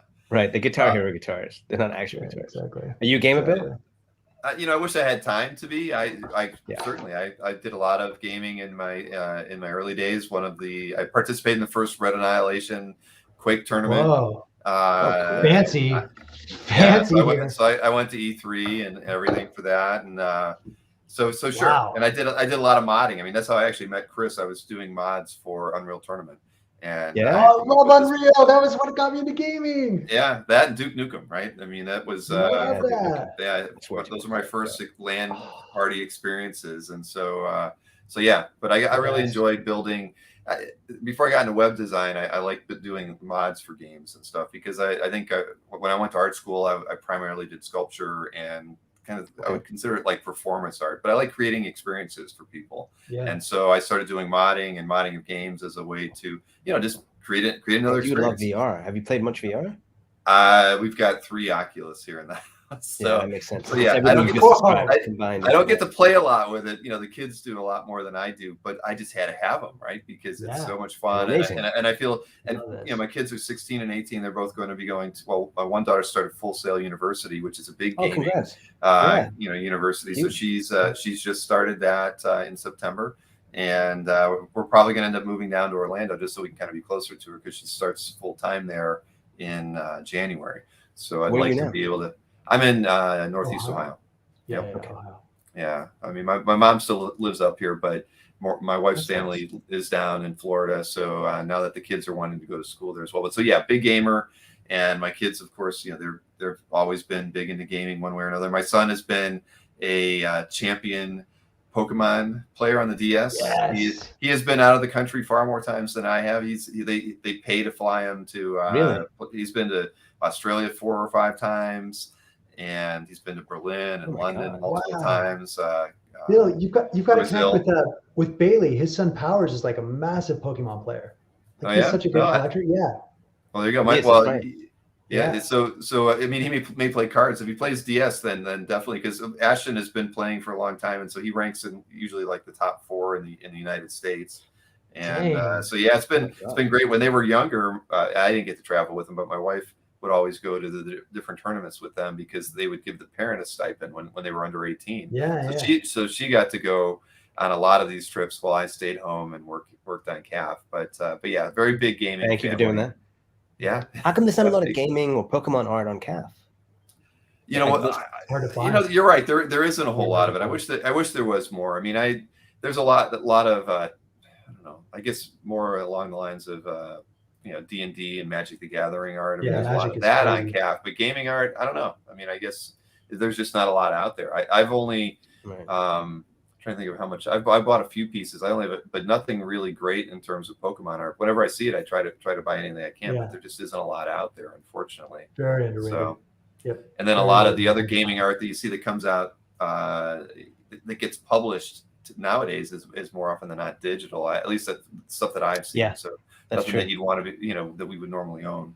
So, but yeah, no, that's cool. I mean, I haven't met too many art collectors who are also into gaming. So I that's why I had to ask. Right? I thought that was cool. Yeah, well, or else it's just never come up before. Yeah. I mean, I don't know. Maybe we can ask Tom Fish, but I bet you he doesn't play video games. No. So I'll tell you though, I'm a part of a spec group, a comic spec group, and like a lot of our spec is based on video game stuff. It's very undervalued. So I agree. Well, I mean, with all the kids playing video games now, it's I think you're right. I mean, those kids are going to be the art collectors of the future, and I think that wise to be looking in that direction without question. Yep. Very cool. Right. So I hadn't been looking at the comments for a while. I just wanted to make sure I didn't miss anything. But good stuff like Castlevania. Yep. Right. I mean, I played all the original Doom games when they came out. I mean, it's just, always was amazed by that. Was very, very fortunate. I did a lot of programming even when I think I first started programming when I was in 6th grade. So that would have been around, I don't know, that's like 1980. So early TRS 80s and Commodore 64s. I was writing my if-then statements very early on. Yeah. So, I love that. Yeah, but anyways, guys, listen. Now we're kind of off topic, but listen, this was great, and you're right. We should plan on doing another one of these a year from now. Anytime. We'll talk about if your cabal of collectors has dissolved or it hasn't, or maybe. I have a feeling that it won't. Not at all. But I'm joking. But this has been a lot of fun. I mean, I've wanted to talk to you both for a long time, and I'm glad you took the time tonight. I told you, like, the time flies when we're talking about this is wow, 2 hours 40 minutes. Just fun, man. Thanks, Bill. Thanks, Chad, for staying in too. Absolutely my pleasure, and I'm glad we were able to work it out. And I am going to kind of write it down that we should talk again, next October. Would love to. Right? I mean, and hopefully we'll get to meet in person at a show before then too. That would be a lot of fun. We're doing the LA Art Show. So if anyone's down in Redondo, what is that, November 14th? I think we're going to be there. Yeah. 14th. Yeah, usually Bashar puts an ad or something on CAF. He hasn't sent me any press releases. I knew it was coming up, but November 14th, I think it's a Sunday, whatever that Sunday is. And we twisted Bashar's arm, and we are setting up there. Not to sell, cool. but come check out stuff. Be weird guys that are like, look, here's some art that we own that we're going to show off. That's going to be a lot of fun. Well, you know what? That's actually, and maybe this is not good, but that is the second day of Comic Art Live. The next Comic Art Live. Is it really? It's the 13th and 14th. See, Bashar, that's why he should have talked with me, because we actually coordinated that the last couple times where he'd be like, all right, I won't do it the weekend of Comic Art Live. Well, I guess, we didn't talk. I know Survival he of the fittest. had a very busy summer. Yeah. So, well, Sunday's not as important as Saturday. So everybody should know that. Yeah. Saturday's the day when most of the people who are selling art bring out their best stuff on Saturday. So Maybe we can do a live feed on Sunday from the LA art show. I wouldn't mind. Hey, I've got panel openings on Sunday. We can talk about it. I wouldn't Let's mind doing something to show off Get that. the full crew. We have a virtual con going on and a real one going on. That'll be fun. I think a lot of our crews come down. If you can get a good internet connection there, I'd be all for that. So let's talk about that. I'd love to do it. I mean, it'd be fun to you can do a little walk around if that's possible. We can do that for sure. All right. No, Awesome, guys. Well, again, I appreciate it. If there's ever anything I can do for either of you, just let me know. And if you ever need anybody else in your chat group, just I'm here. I might not be able to help buy anything, but it'd just be interesting to see the conversations and learn a lot more about that. We've got your number, so get Telegram. It'll pop up that you're on Telegram, and we'll add you immediately. That'd be awesome. All right, I'll do that in the group. All Werewolf by Night 32 pages my way.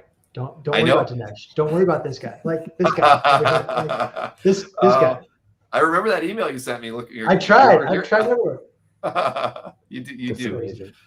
All right, guys. Well, and thanks for everybody for tuning in. We had a really good audience start out this evening, and message us. And they stuck with us for a very long time tonight. So again, thank you everyone, and Dinesh, Mike. Again, I'm forever in your debt for doing this show tonight, and I'm sure we'll talk again soon.